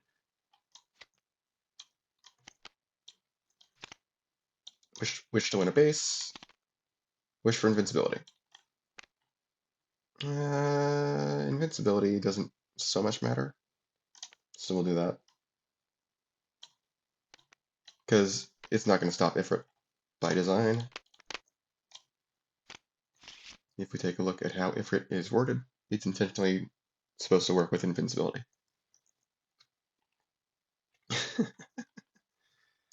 This is silly. And then we have our normal plays. So we'll use Force Speed.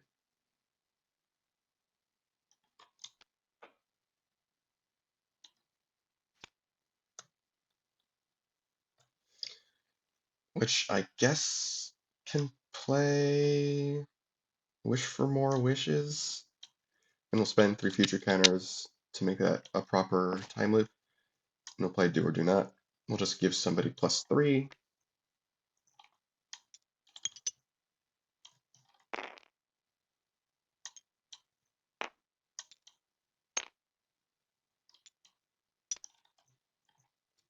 And then we'll play Wish for More Wishes on somebody. Let's see, that guy already has an action. So we'll put it on Dreamy Genie.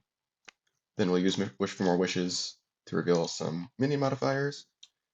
Tons of wishes coming out. Wish for power. Wish to win a base. Wish for power.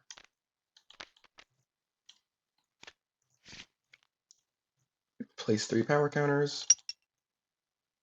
Oh yeah, scripting is totally broken. We'll recount everything to make sure at the end.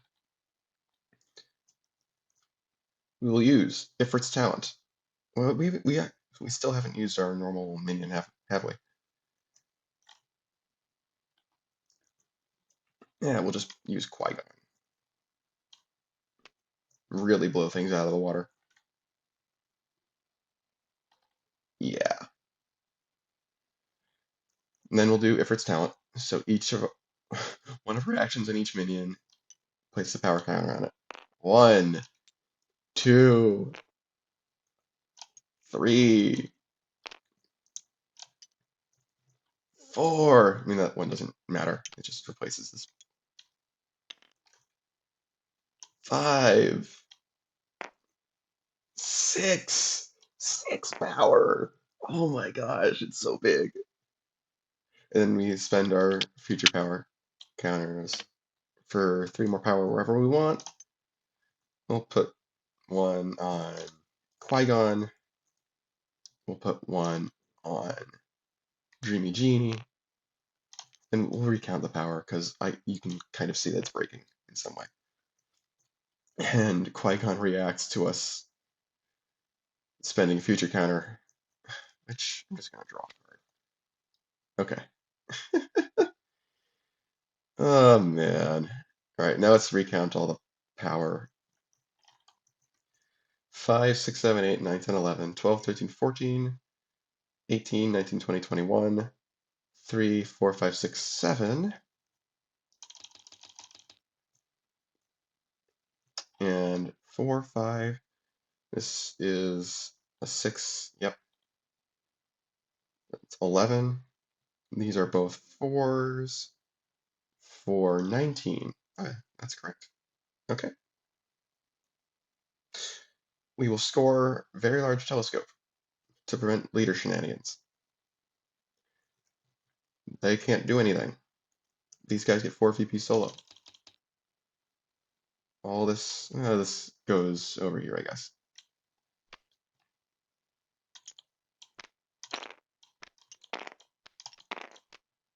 This all goes away.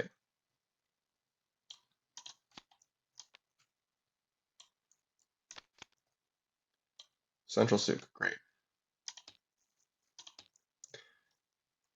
Nightmare Avenue scores. They will destroy the Gin and Tonic, and Force Ghost sends it to the box. Woo! Doesn't matter. Well, yeah, leader. We'll see what leader does, but not. It won't swing the outcome at all. Yeah, gambler or owned by any player. Yeah, owned by any player.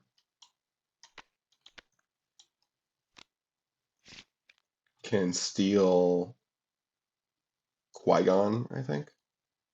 Yeah, steal Qui-Gon. Doesn't even swing the base.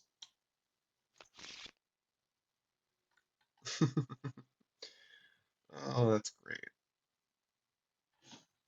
All right. Nightmare Avenue. 1, 2, 3. 1, 2. And that is game. What a finish. I think it's the biggest turn I've ever seen from them, which is great. All right. We'll have to do a game 3, and I'll see you all there. All right, really quick before we move on to game 3, I just wanted to point something out that I noticed looking through the footage. This doesn't affect the outcome of the game, but I did want to address it.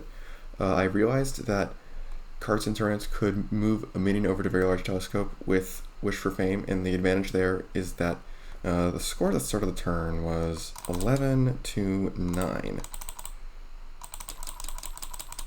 9, yes. And by moving a minion over to Very Large Telescope, the score after that point would be 13-13. And then if they swing Nightmare Avenue, they win. But the problem there is even if they do that, Jedi had an action play to spare. Like, they had enough extra power that they can just play Force Push to move whatever minion they move over back to Crypt of the Necrodancer, because this is based on printed power, and they have Ifrit there, who is a 5, so even if they move over leader, there's nothing they can do. They can't get presence on Very Large Telescope. So if any of you noticed that, I just wanted to point out that that is not a path to victory for them. Everything else would play out as normal. They would just have a bit tighter margins on the scores. All right, that's it. All right, it's time for game number 3 today. I am a little under the weather right now, so if you hear something in my voice, that's why. Card Centurions are going first because they lost the last game. We're using our higher space deck. Let's jump right in. All right, so we've only got one minion, which is a soldier, which not the best, but we can work with it. I think what we'll do is we'll start off on Flying Tavern. Getting a footprint here early is going to be important for scoring other bases. So we'll do that. We'll play minion. We will bank that play. We'll play minion modifier M, and we'll play soft hand, so we have a 50% chance of hitting ace. Either way, we're going to draw 2 cards with it, but if we get the VP, that's nice, because we're not going to be playing high card.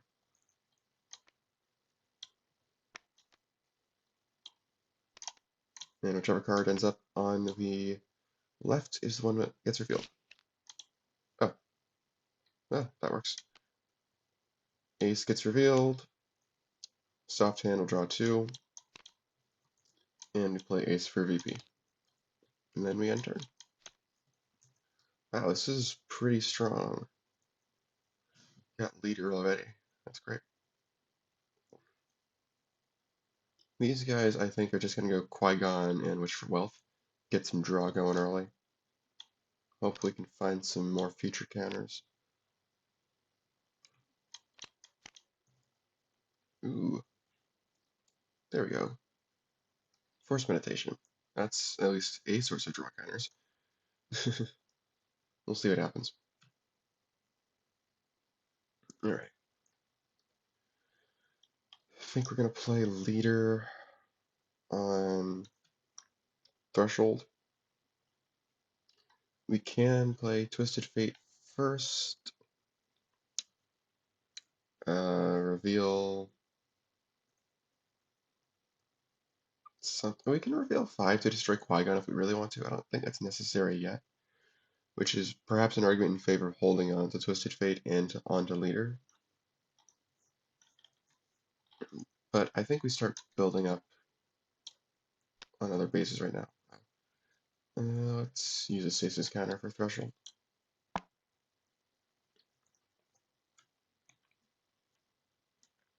Yeah, we'll hold on to Twisted Fate and leader just in case anything super bad comes out. But yeah, for now, I think we're good. Okay. We're definitely gonna. Oh, we start with Wish for Wealth. Is what we start with. Okay.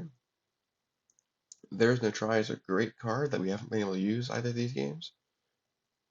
It's not a standard action, and it's not a mini modifier, so we have a bit of a hard time getting to it. Alright, so we'll start with Force Meditation. No. Good Fisto. Probably the weakest Jedi, in this faction at least. And we gain a future draw counter.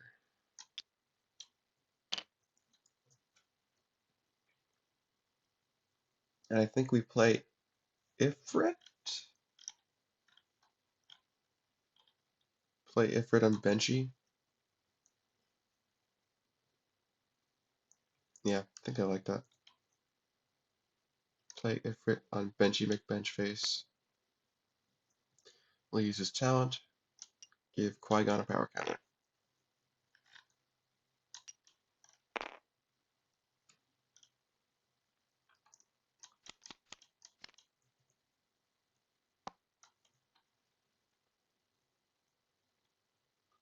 Okay.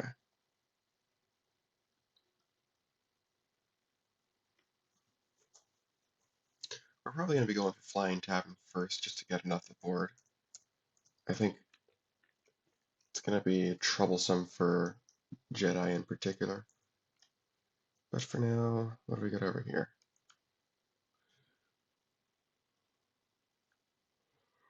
We can... Sorry.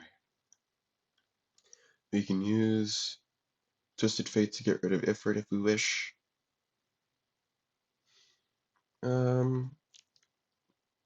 Thinking things through. There's probably better ways to use Twisted Fate like that, though. For instance, I think we can save it to kill a lightsaber instead. I think that would be a better use. We can keep Ifrit out. So I think what we're going to do right now is we're going to play Recruit on Flying Tavern. We're going to move Soldier away with Minion Modifier to keep some pressure off of Flying Tavern. Eventually we'll want to swap it back, obviously. But until then, we'll keep it over here. It'll be better power activation.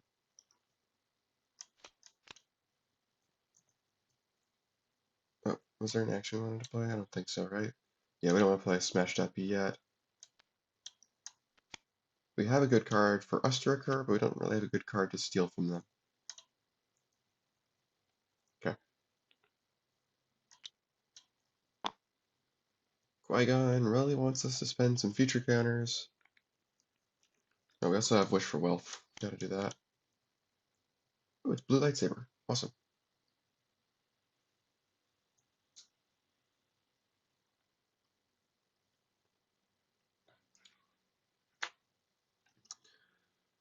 Hmm.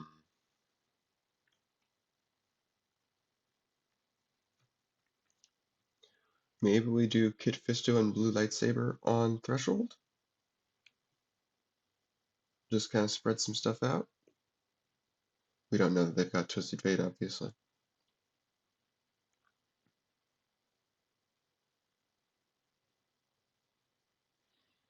Hmm. Yeah, I think I'm okay with that. 1, 2, 3, 4, 5, 6, 7, 8, 9, 10 cards. don't necessarily need to use Qui-Gon yet.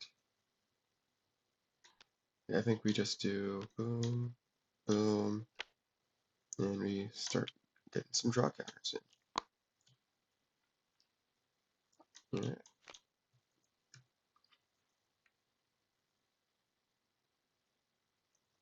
1, 2, 3, 4, 5, 6, 7, 8, 9, 10. Okay. Yeah, now we're definitely doing Twisted Fate to get rid of the lightsaber, because the blue lightsaber in particular is kind of nuts. The green lightsaber is good too. So yeah, we'll do Twisted Fate. We'll reveal leader so we can destroy a minion or an action. We'll destroy Kit Fisto, which also gets rid of the blue lightsaber. That's a good smashed up target as well for next turn. And I think now we play leader.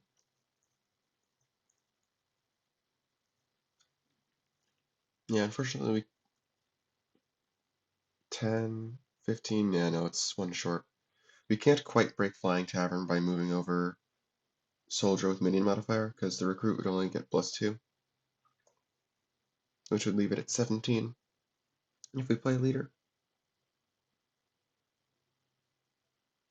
if we play Soldier instead to play high card, though, that's 10, 14. That is, yeah, that is enough. I think we go for that. Kill 2 birds with 1 stone. Soldier for high card, give somebody +4.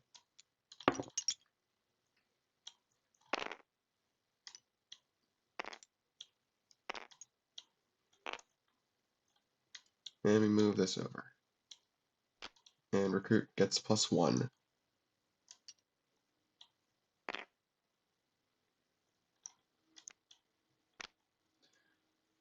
Alright. Flying Tavern scores. Nothing for them to do.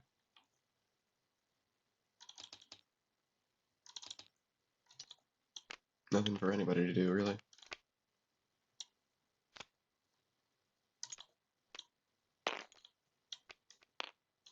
And next turn we have some good smashed up stuff. Ooh, Spirit Glade. Alright, let's do that. We got a card counter and Yoda.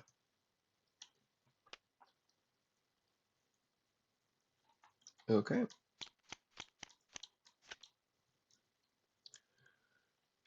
Okay. These guys are miffed. Let's see.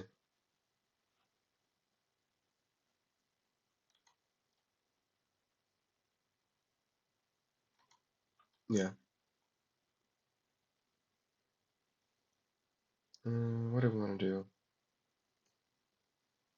We could do Wish for More Wishes. We kind of want to play a 4 to make sure that lightsabers end up on 4s, though. So maybe we hold off? We do also have Dreamy Genie. I think we kind of want to go for Spirit Glade or Benchy. Probably Spirit Glade.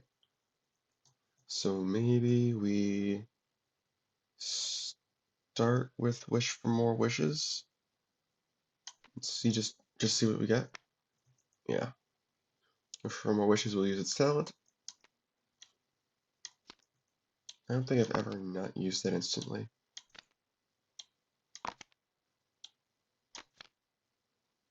Power, oh sorry, Fame or Invincibility. Fame is interesting, but I think with the ninja base we'd prefer to get a solo, so we'll play Invincibility.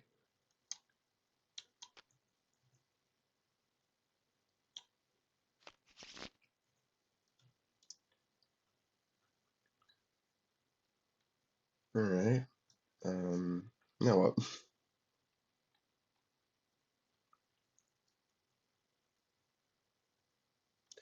We can do Gin and Tonic for Wish for More Wishes again? we can do that. Yeah. And we'll use the talent again.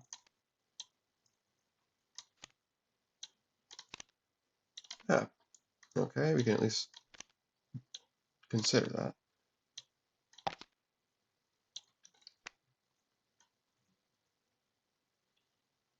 Yeah, we'll do purple lightsaber, because that'll allow us to get back blue lightsaber next turn.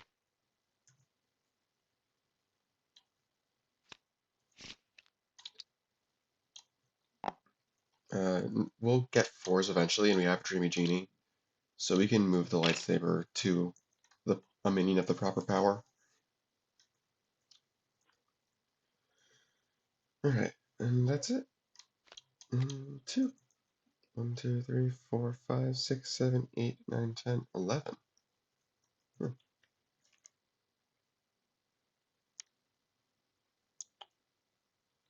Hmm. Wish to be the strongest minion is interesting, but it might not be the time for it. We do have 2 Dreamy Genies, so we don't necessarily need that. We don't. How good is Wish for Invincibility here? I think it can be pretty good. Tough choices. Force Heal is also quite nice. Hmm.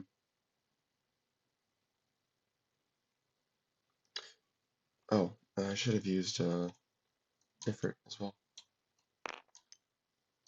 Let's not forget that. I think we get rid of Force Heal. The recursion's nice, but we do have the purple lightsaber. So we're gonna be getting reshuffle counters. So I think we're okay to get rid of that. Now, unfortunately for Jedi, they're gonna be stealing the blue lightsaber, because that's pretty nice. And they'll be getting back Ace as well. Just a good opportunity to do this.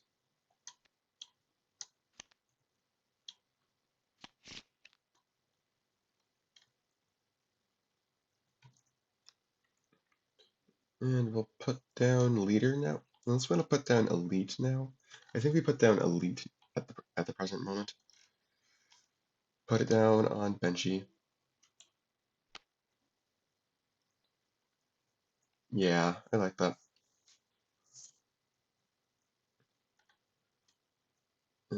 Guarantee, uh, mostly guarantees his VP from Benchy, unless they pull out Wish for More Time or something.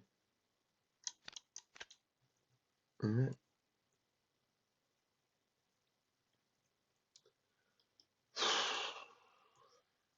What are they doing? We can fish for Wish for More Time to get a solo and Benchy if we really want to. Although I'm not sure if we can score the base with Wish for More Wishes, is what I'm thinking here. Oh, we have to do Elite. Let's not forget that. There we go.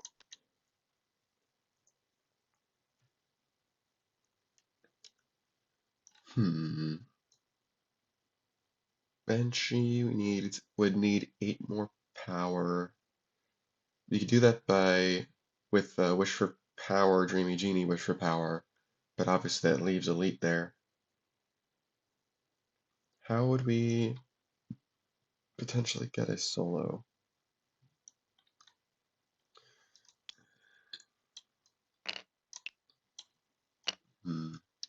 If the easiest way would be Wish for More Time or Force Push.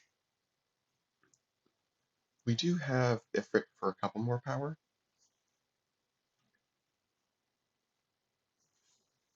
Hmm.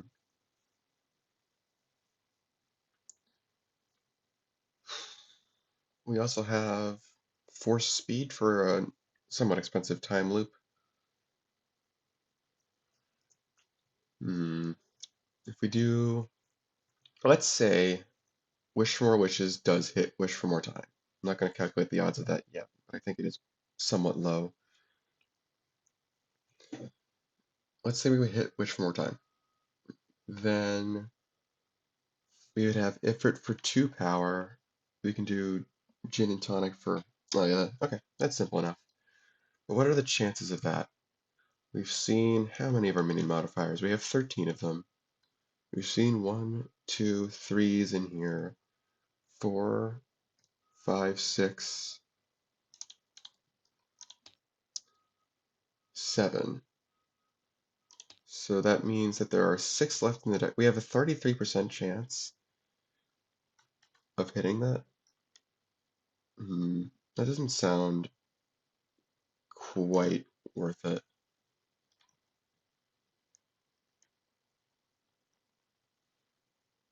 Hmm.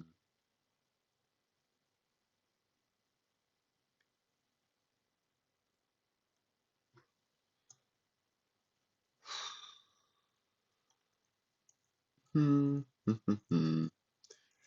We kind of might want to go for Benchy this turn anyway, because then if we don't, we're probably going to lose out on the ability. But maybe we want the extra VP anyway.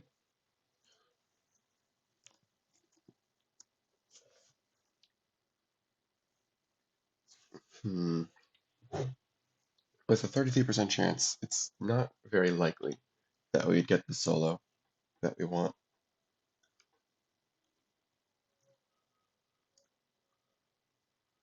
Hmm.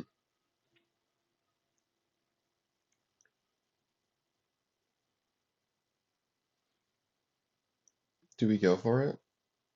Let's see. What? I'm just going to look at the deck and shuffle it afterward.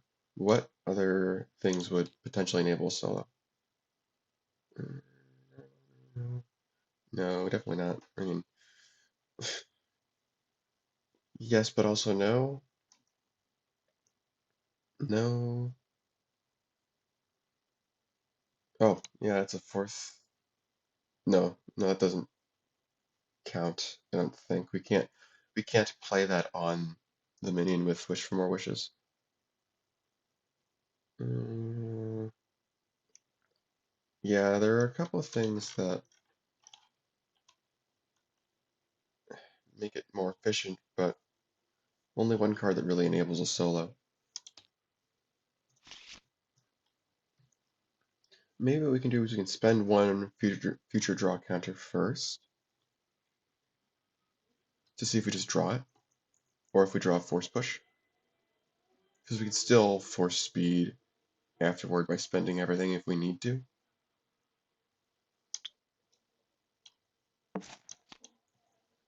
Obi-Wan Kenobi. Not exactly it.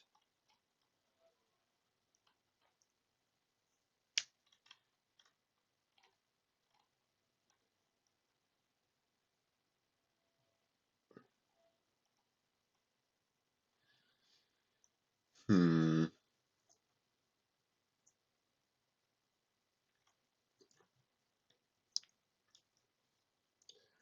I'm having trouble deciding whether or not to go for this.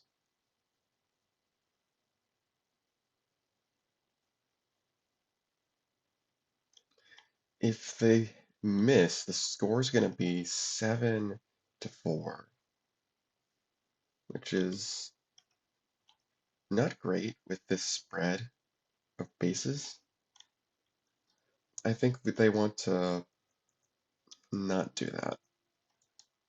I think let's just do Obi-Wan, grab the green lightsaber.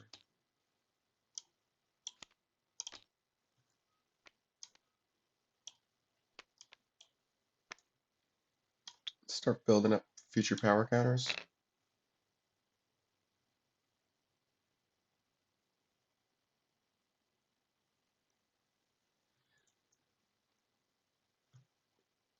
Hmm. And then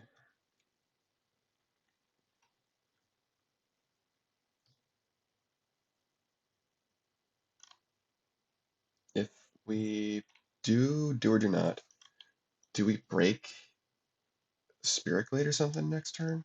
Maybe if we put Obi-Wan on Spirit Glade, but we would want to do that in a way. Maybe just do there is no try this turn. Yeah, I think I like that plan better. There is no try this turn. And then we can use that to break Spirit Glade or something. Do we want to use Ifrit? I think it makes Benchy cheaper for them, but I think the power counter sprinkling is actually kind of okay. Might be worthwhile if we draw like Shock T or something, or we just want the extra power over there anyway. Yeah, I think it'll be okay.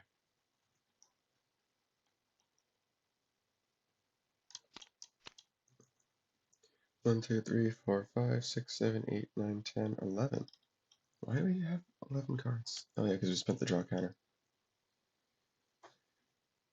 I think we get rid of... I'm not sure actually. Wish for More Fame is nice to play a Djinni Jedi.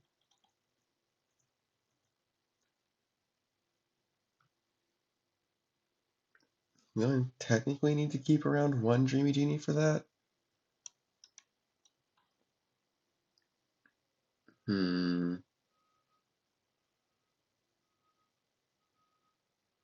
Maybe get rid of the second wish for invincibility. Yeah.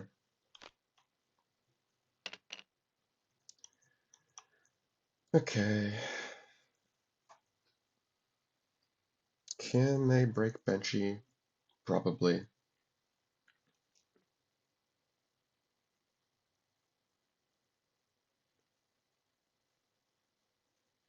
Can they do it while playing leader somewhere else? It's a better question.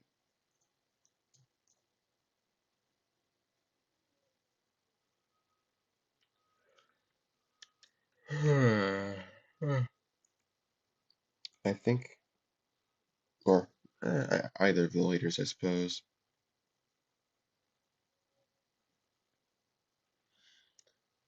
We can do high roller somewhere, and then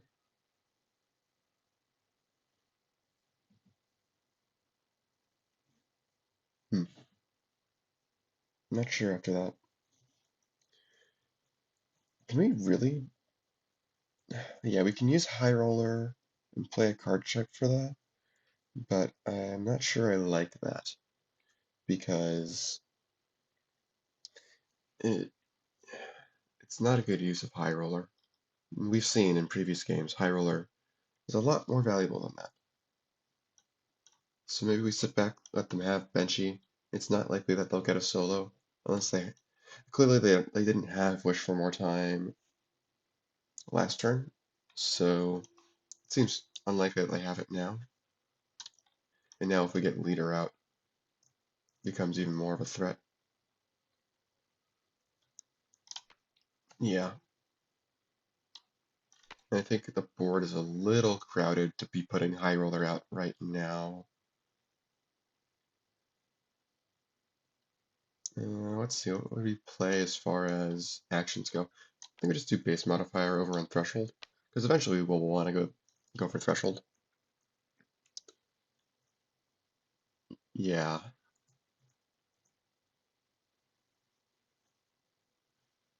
Oh, interesting point of order I'll bring up now. This is a mandatory event, but this is also a mandatory event. So if they score it on their turn the first time, they can do leader before Threshold of Tomorrow stops.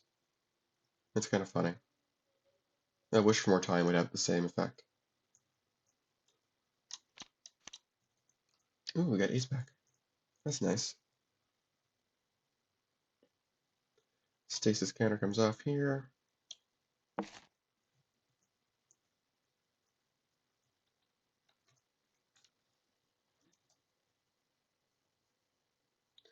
We did draw one more of our minion modifiers, So we're down to 5 in deck. We can do this, obviously.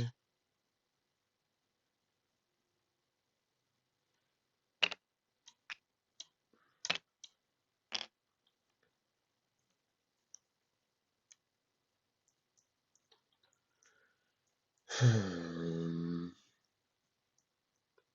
we break Spirit Glade this turn?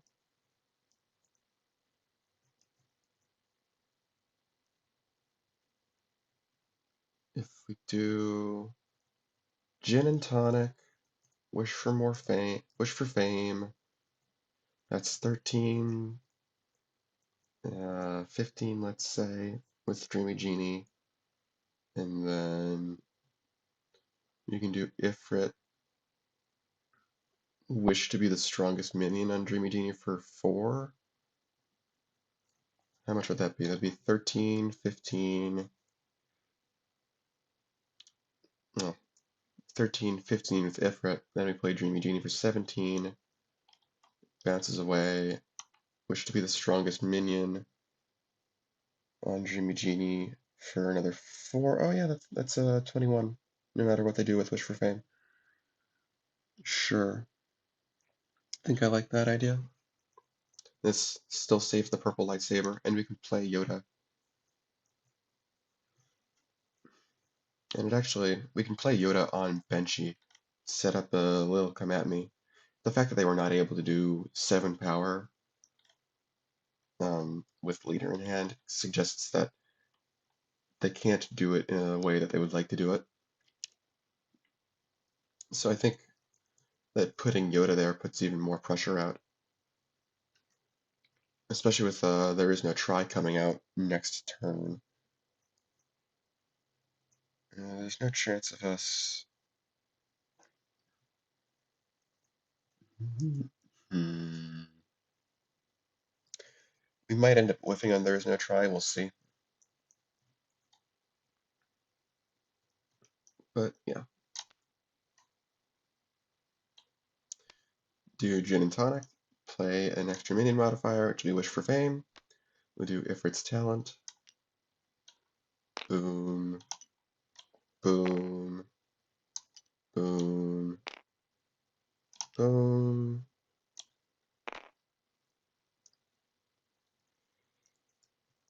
Then we'll do Wish for Fame to play Dreamy Genie. Save the lightsaber. Use the talent again. See, do they want to Wish for Fame? It's specifically to there, yeah. Makes it 9. Well, they're gonna have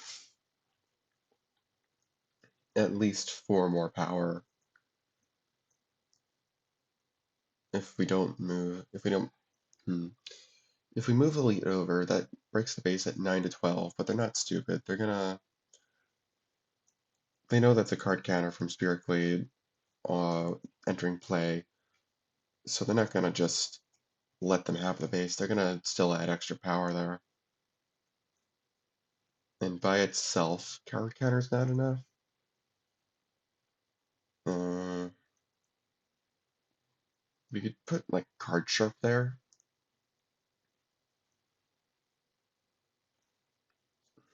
Yeah, doing Card Sharp's not a bad idea. It sets up Ace at least by putting it on top of our deck for leader. Then we can just play the Centurion card that we reveal with leader. We've even got big fat loot, so yeah, we'll do that with Wish for Fame. Draw a card, put Ace on top of our deck. Unless we want to guarantee a Centurion, a leader hit with Spirit Glade. Hmm. Do we want to do that instead of Ace?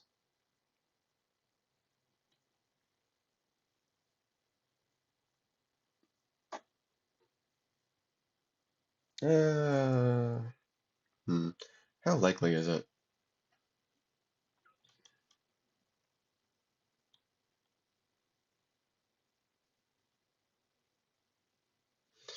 This is gonna be...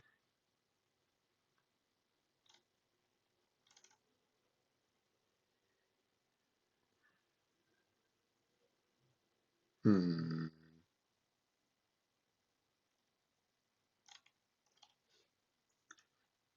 You know, it's actually nearly enough to break Benchy outright.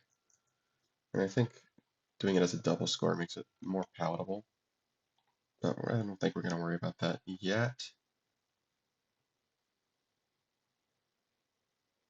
We could worry about it, I guess.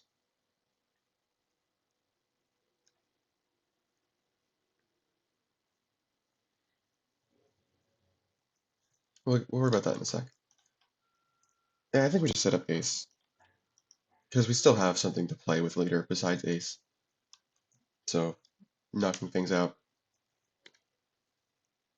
Okay, now we still have our normal action play, which we'd planned to just make Wish to be the strongest minion.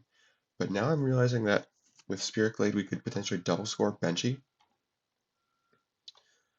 And that would put, if we, assuming we win both these bases, that would put the score at 6-6 and then 9-8 with Benchy coming out, which I think is a lot more palatable. It's just using Yoda as a printed 4, but we know Obi-Wan is going to be safe, at least from the base scoring, so the lightsabers are safe. So there is no try, could definitely do some damage. I think we're okay with that. So yeah, we'll play Force Speed, and we'll spend 3 future counters to just be playing 3 actions. We'll spend all the ones that haven't matured yet.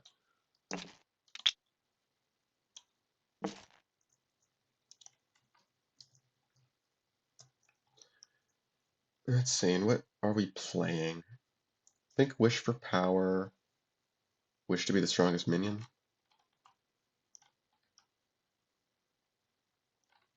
We can just put Wish for Power on Elite, and that's fine because the power counters don't add to his power.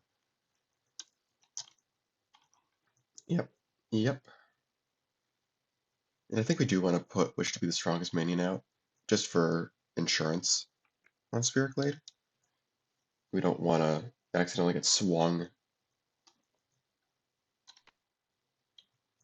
The strongest minion there is a 6, so Dreamy Genie's now a 6.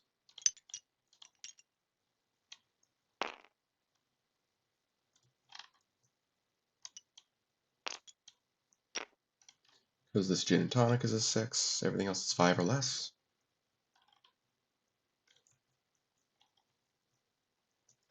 And then we'll play Wish for Power on Elite. We can't put it on Ifrit because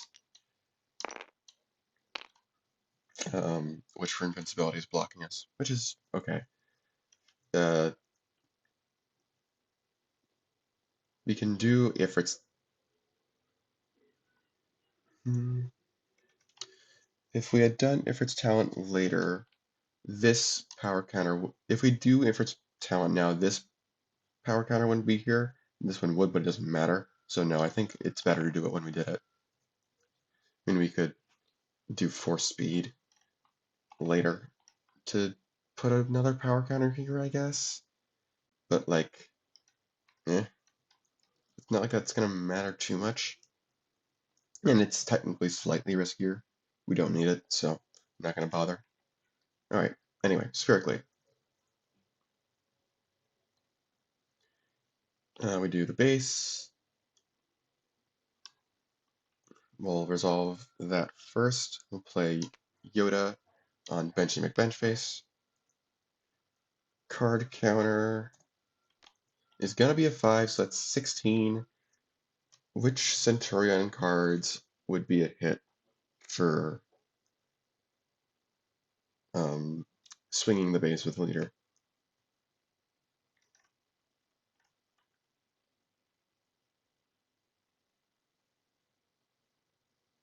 We could also swing Benchy instead.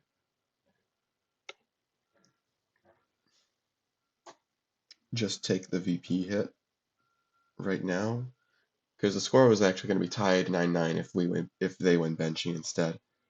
The card counter is going to be 5 for 12, and then almost anything. Oh, no, that's right, because this power isn't actually there as far as VP is concerned. Okay, so they need 8. That's a lot harder.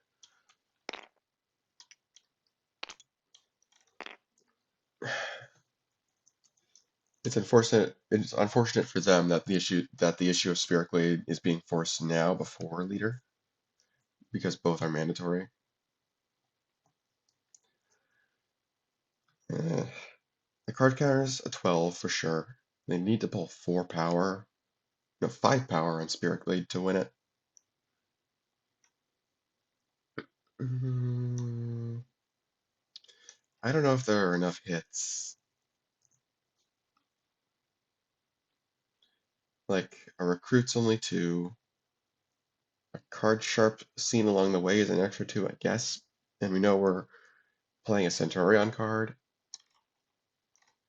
Uh, hmm. If we hit, then the score will be 8, 9, 10, 11 to 7. 11 to 7 is pretty darn good. Unfortunately, Threshold of Tomorrow with There Is No Try, the way things are falling is kind of not in our favor. Hmm. And they're probably looking to 0 to breakpoint something with a free 6 power next turn, plus a benchy minion. Like that's pretty scary. Hmm.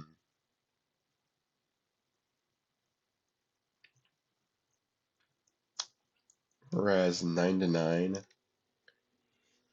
Hmm.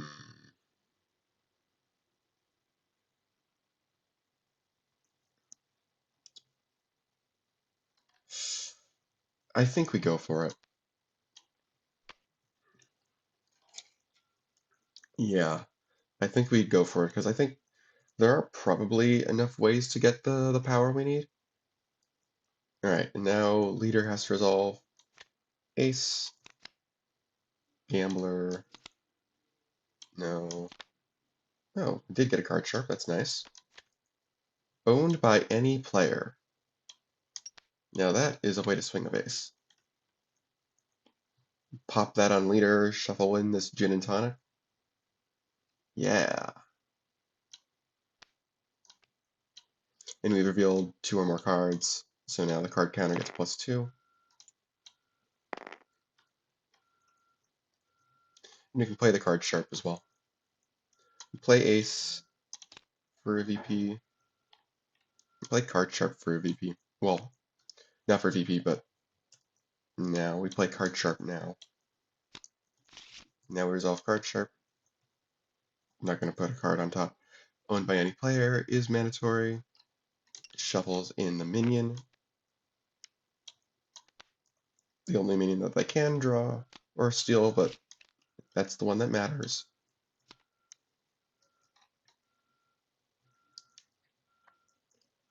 Alright, they swung it. Okay. Spirit Blade, I think, is done scoring. These guys get 4, these guys get 2. That sucks for them.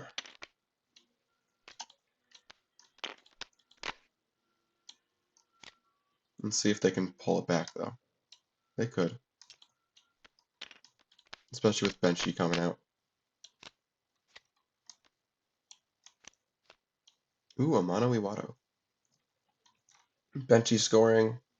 These power counters no longer count for scoring. Yeah, there's nothing they can do.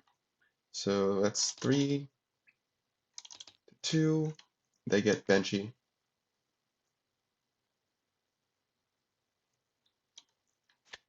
And that'll allow them to play a minion from their discard pile at some point.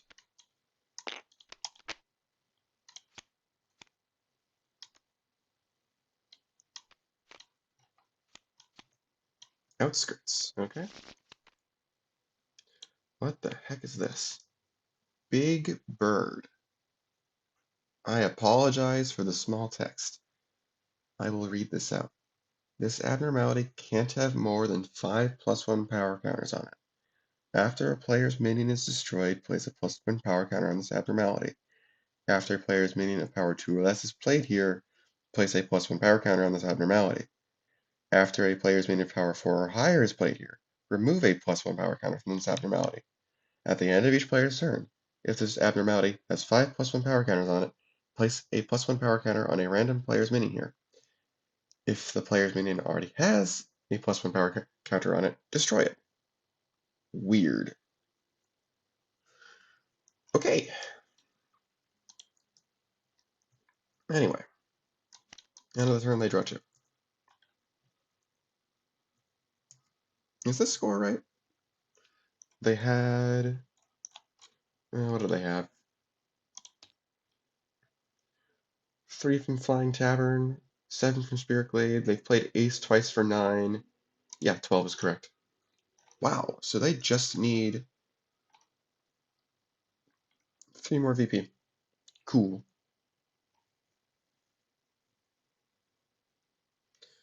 I mean, we can just like stick High Roller somewhere. Stick High Roller on Threshold.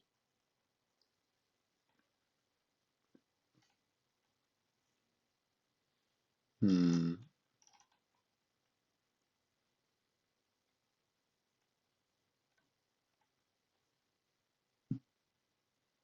Oh, we should have played Big Fat Loot when Spirit Glade scored. Didn't remember that. We can just do it now.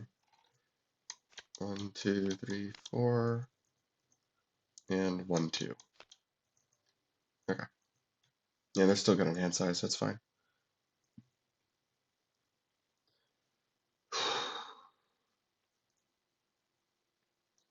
Hmm. Now that we've got faction balance, let's see. 1, 2, 3, 4. We got 4 power counters from that. I say we just go for a Mono Iwado. We've got extra Card Slinger cards, so we want to be playing those. So maybe we just play High Roller. Start farming some draw. Reveal Soldier for a draw with the talent.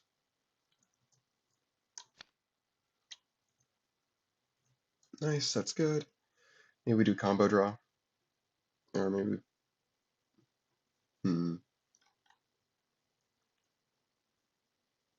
Okay.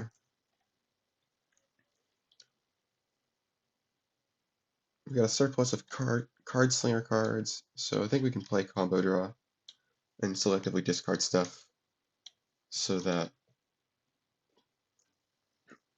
we maintain balance. Reveal 5 cards. Ooh, card. We got a card sharp. We'll just put a card sharp in each. We'll put.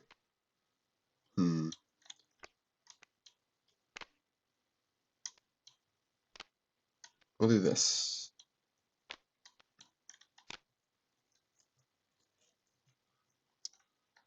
And these guys will definitely give them this. Actually, no, the smaller stack has minion modifier, which is really, really good right now. So, yeah, they'll give them the big stack. Then they'll play this card sharp, put it on.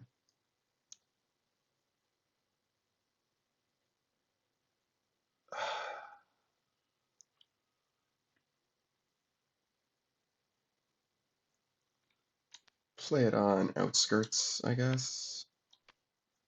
This goes into the deck. Draw a card. And we have to put something on top of our deck. Let's reorganize for faction balance. See what we're working with. 1, 2, 3, 4, 5. And Rob's just gonna have to discard down. I don't think we should bother with top decking with card sharp deck. We have to place a power counter on this thing, I think.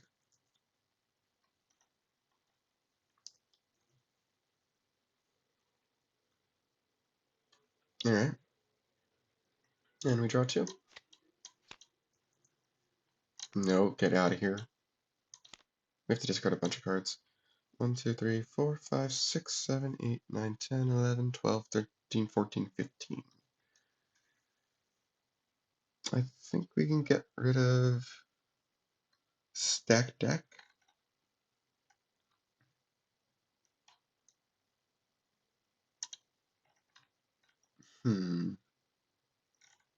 We need to prepare for the possibility of Outskirts getting scored.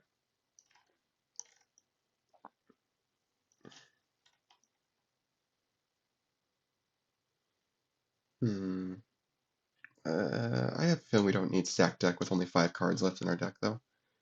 3, 4, 5, 6, 7, 8, 9, 10, 11, 12, 13, 14. 4 to go. 4 to go. Get rid of this. How are we doing on balance? Still fine. 1, 2, 3, 4. Okay, so we got excess of Centurion cards.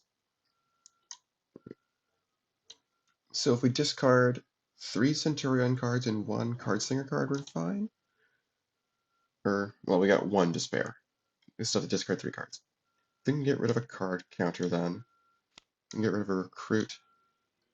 1, 2, 3, 4, 5, 6, 7, 8, 9, 10, 11. If we get rid of soft hand, no, we want to get rid of a Centurion card. Let's get rid of rules expert timing. Yeah. And now we are down to 10 cards. And let's just reorganize for balance. 1, 2, 3, 4, 5, 6, 7, 8, 9, 10. Okay. Stasis counter comes off of this. They may need to just break Outskirts.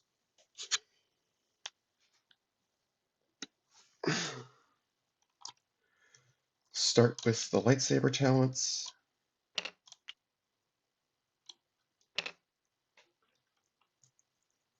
So yeah, now it's worth 6. They play Mace Windu. It takes a counter off of that to go back to 19, and that's 11. This makes another 6 for 17 out of 19, and then we just need 2 more. Is there a way for us to get 2 future counters, perhaps? It looks like we don't need to spend Benchy, which is good.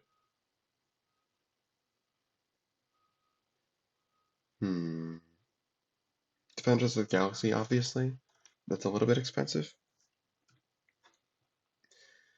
Let's see, what else could we do? Force Meditation gives us a future counter, but it's only 1. It could potentially give us a better 4 than Mace Windu, but Mace Windu is pretty good.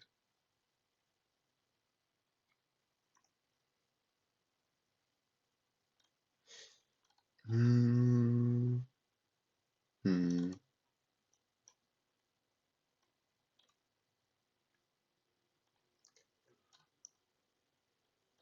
Let's see, 7, 11 out of 19. This makes 1, 2, 3, 4, 5, 6, 17 out of 19. We need 2 more. We can play Defenders of the Galaxy if we really want to. Yeah, I think that's the best thing to do. We just need to get this stuff out. Get rid of it. That's all we need to do. And I guess we can spend future counters to replenish defenders with Mace Windu. Go to pop threshold once next turn, maybe? With Benchy?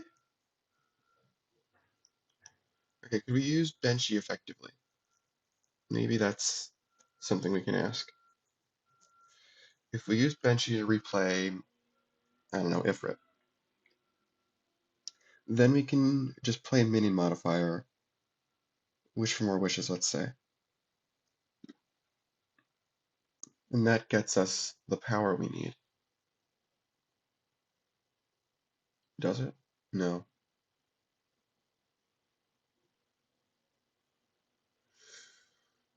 Hmm. That's obviously not a great use of Benchy. There might be a way for us to do Threshold as well this turn, but that is a little bit dangerous because we're opening up for them to score. But I think we have to just kind of accept that we are doing risky things at this point. So, sure, if we put Ifrit out on Threshold, well, we can also put Ifrit out on Outskirts, and that would be 12. This makes 18. And there's no try prevents us from spending the future counters with their own abilities, so we can't double up on the power counters. If we do Ifrit here, and then, I don't know, Dreamy Genie, or something.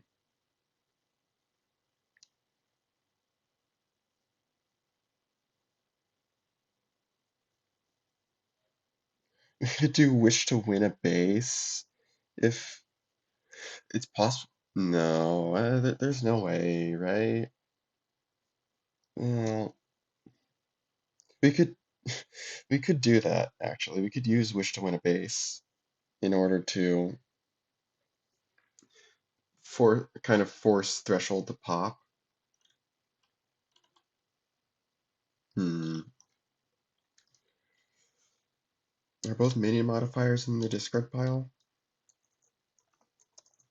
No, that's right. One we batted away with combo draw. So it's not guaranteed that they have the second minion modifier to abuse the power. I think it's worth the risk. We kind of just need to play risky at this point. Otherwise, we'll have no chance in hell of winning. Alright, so discard Benchy, play Ifrit. This removes power counter.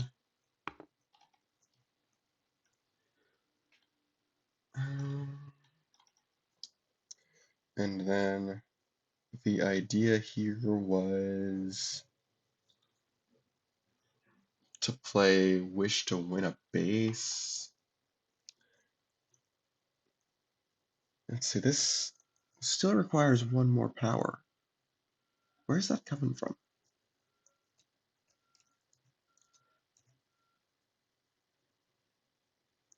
That's right, it was supposed to come from Ifrit itself.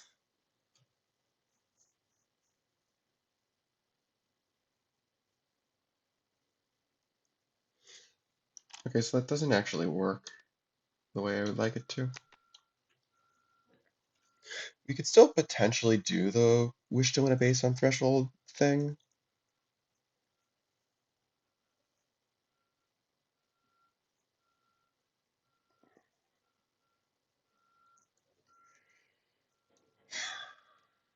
We would need to spare an action play, which feels like it involves using Benchy, which I'd like to save. I don't know, maybe we just need to accept that we're doing that.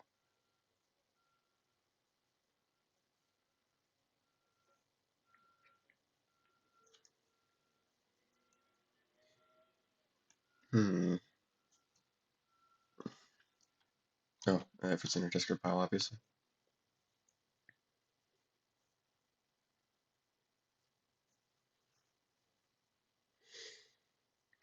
If we do this, we'd be at 9 VP at the end of this turn, 9 to 13. Then this would make it 13, and we'd have to like score a mono or something to win the game. Because ace is definitely a threat to to just end things, unless we get rid of high roller.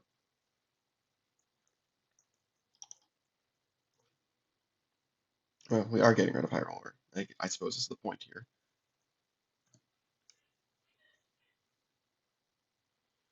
Hmm, what's it's just a question of what's the best way to do this.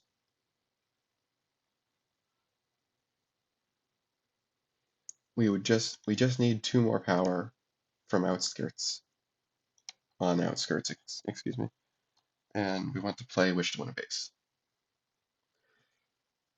And then we can use Mace Windu to replay There Is No Try with -2 future counters.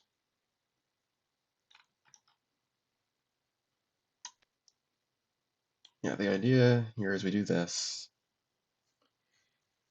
and we do this, and these are our normal plays.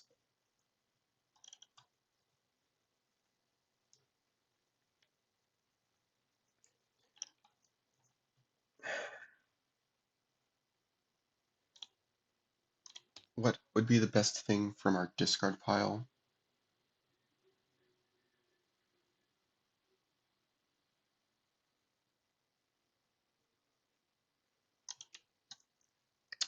Qui-Gon? Hmm.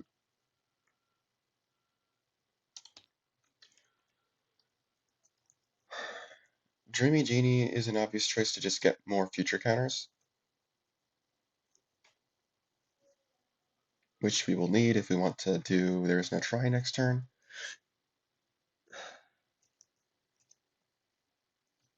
There's just not a clean way to do this all in one fell swoop.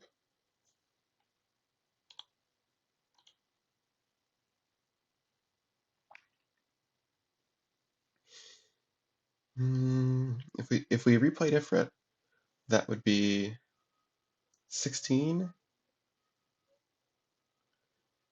We can Defenders, I don't know, on Threshold. No, we can't Defenders if we're playing Wish to win a base. There is no try, excuse me. That's what I meant to say. It's only 14 though. So yeah, we can double score this and not actually break this, we just remove the energy. If we play Defenders instead of Wish to win a base, which seems very, very unwise, especially with base modifier there.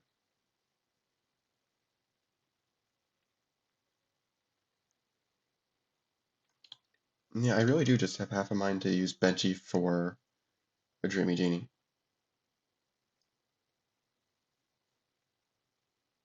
Just for one more future counter.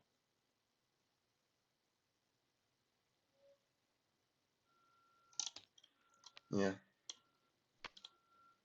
think they gotta do what they gotta do. You gotta stay in the game, you know?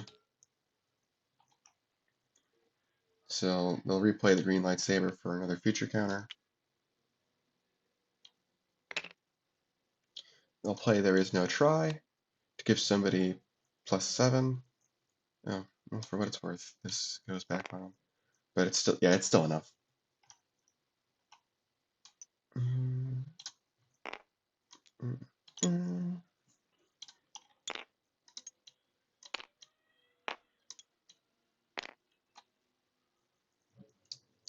What's going to happen is next turn, assuming this doesn't move away, the energy will go away from this and it'll score in their turn. So they keep some of the initiative. Alright. Mace Windu will react to playing There Is No Try from Stasis. We'll spend 2 future counters to put a stasis counter on it.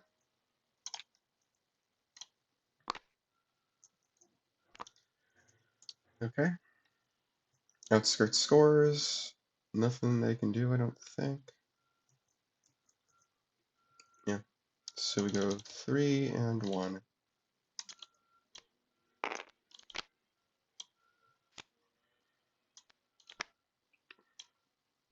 Did what they needed to do. Probably won't be enough, but we'll see. Ooh. That probably helps. That probably helps, actually. Nice. Alright. This kicks in. The breakpoint here is now 0 as long as the recruit is there. Hmm. can use Smashed Up to get Ace back. Then we have Anti to trigger it as soon as we draw it. So as long as we keep a minion there, we're fine. Might be good to play another minion there just to make sure that they have a minion there. Because it would be kind of awkward if,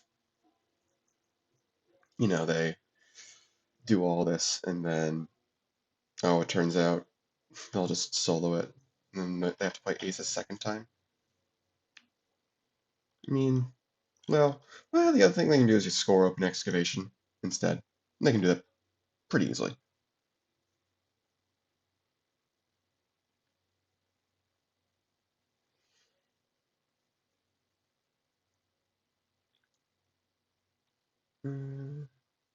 Yeah, we can just score open excavation, force them to get a solo.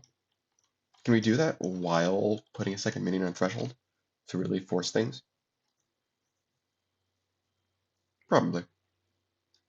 What would we do? We'd play faction balance for 4. We can play soldier first, since we got an extra Centurion card.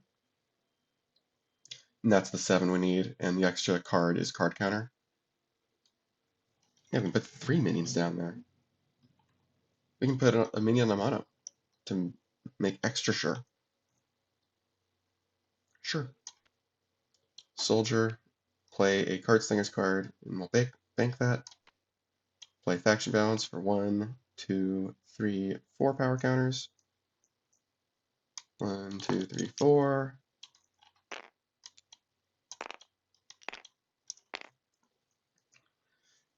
Card Sharp gets played for free.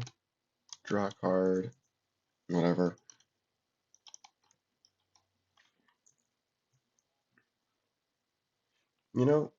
If we shuffle in Ace with Smashed Up, there's a non-zero chance that we just hit. We just hit it. Hit Ace. I think I could take that chance. Because it's like, what are they gonna do? Just double score a mono with threshold? I don't think that'd even be enough VP.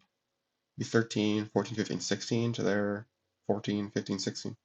Yeah, no. It wouldn't. It'll be 16 or 15 if they solo. Okay, yeah, no, we should play safe. We'll play safe. We'll play the gambler here.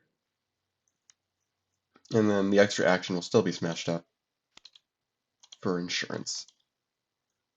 Ace, where is Ace?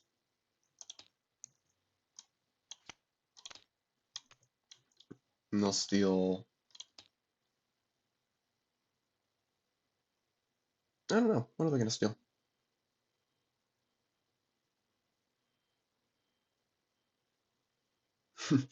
They'll steal force speed, I guess. I don't know. It's useless to them. They'll steal. I don't know. It's actually a good question. They'll steal Yoda. No, that's also useless.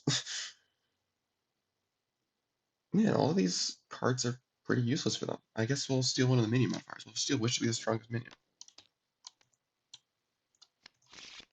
Okay. And we can't use the Gambler's Talent because it's canceled by a mono, but that's okay. Open Excavation scores. Nothing they can do. 1 VP from Open Excavation's ability. Center of the Galaxy. Okay. Okay. Okay. How do they get a gin and tonic? Oh, that's right. It won't pay any player. Oh, the energy also comes off of threshold tomorrow because wish to win base is reducing the breakpoint to 0. But we don't really care about that.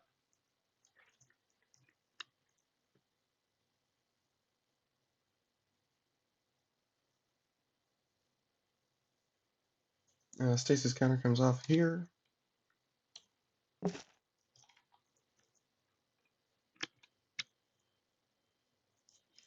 They will get these appreciated. We'll get these. I mean, can they double score Center of the Galaxy, maybe? That would be the only base that... Oh, this is gone. This doesn't stay. Yeah. When Threshold breaks... When Threshold breaks, the score will be 13 to 15. And even if they do double score a mono, it's not a win. It does delay the end of the game, at least. What needs to happen is they need to double score with a mono and get a solo there. Which, they have Wish for More Time. It's not completely out of the question. But, like, it's going to be pretty hard. 1, 2, 3, 4, 5, 6, 7. I mean, okay, we can discard a card for a mono. Get rid of Dream Genie. They have to play Wish for More Time as their normal action. Let's say they have Parry. And then there is no tries worth 1, 2, 3, 4, 5, 6, 7. That's what, 15? Yeah, that's still too short. They're 2 power short because they can't re-spend the future counters. Yeah, they're so close. Like so close, it's barely even funny.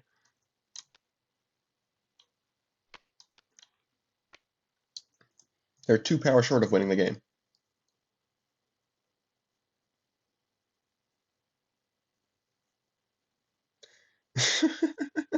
They're 2 power short of winning the game. That's so funny.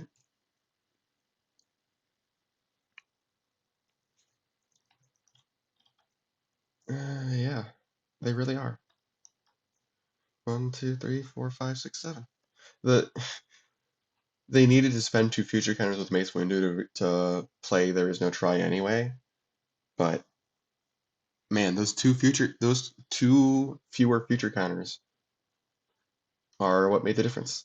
Like if they had kept the blue lightsaber out a little bit longer before it got twisted fated, that would have been the difference right here. That's hilarious. And as it is, we're still gonna double score because they should at least keep the game going. I don't think there's a way for them to get more future counters. I mean, there's Dreamy Genie, but they're playing Parry.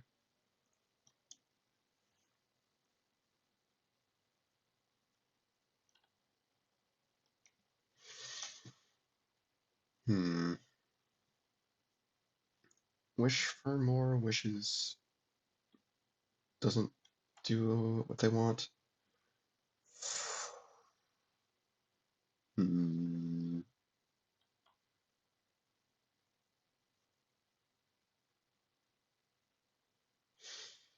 trying to think if there's anything they can do to potentially save this. The thing is, every future counter they spend is 1 less power from There Is No Try.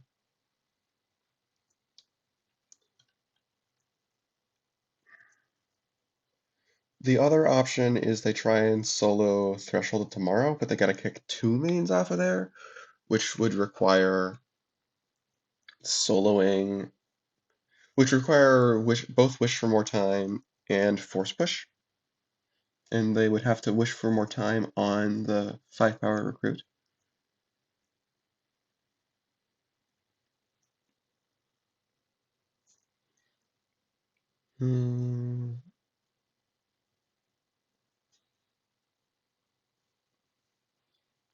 I mean, yeah.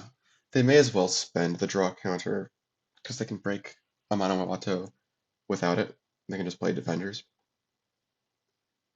So before we do that, we will at least spend our draw counter to see what we draw. It's another parry. How disappointing. Okay, yeah, we're just gonna do the same. We're just gonna do that then. 1, 2, 3, 4, 5, 6. This goes away finally.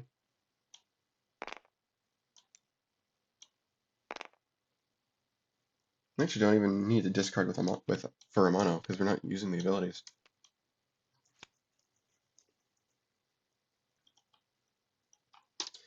And then yeah, Defenders drops the breakpoint because parry is a 4. The lightsabers are going to go away. Don't think there's anything we can really do about that.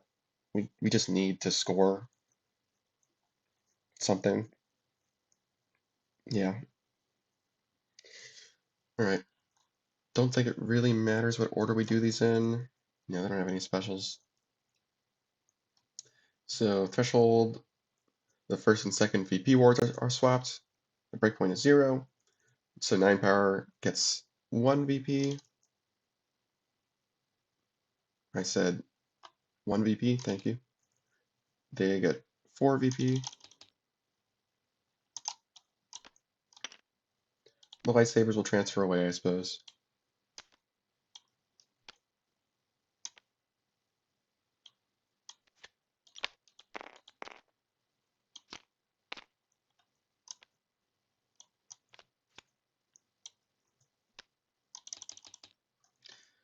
And a mono and Watcha scores, same deal. 1, 3. And yeah, this time the lightsabers go away for real.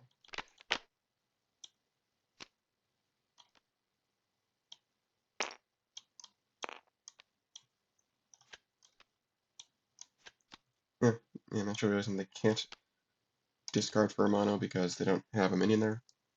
So yeah, it's fine. Okay, draw 2.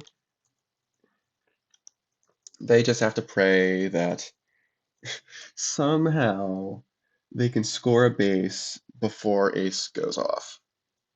They're not going to be able to do that.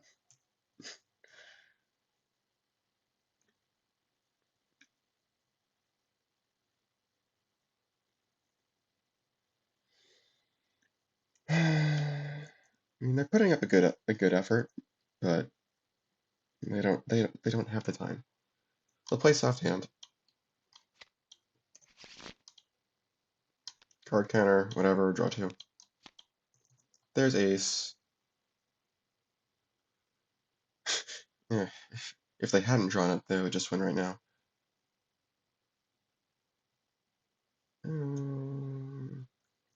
Minions. Yeah, none of the minions can reveal it. None of the minions can play an action either.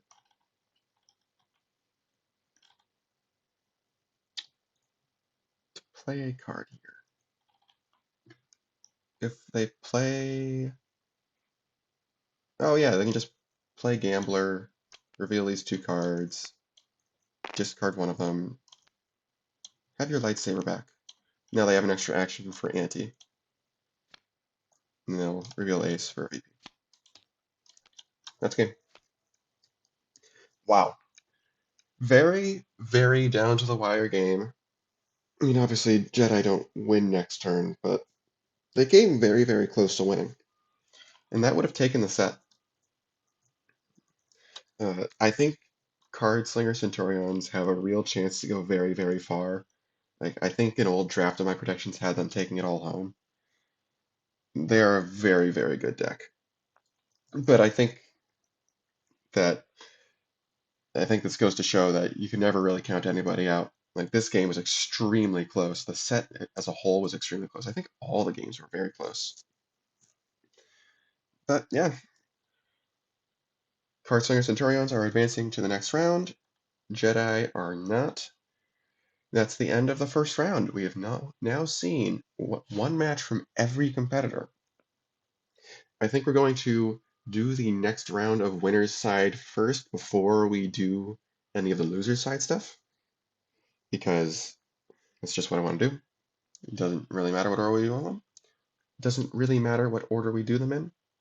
So yeah, I will see you next time for, I believe that's G-Mancers and Mantis Tribe versus Tocolites and Brewers. All right, we'll see you all then.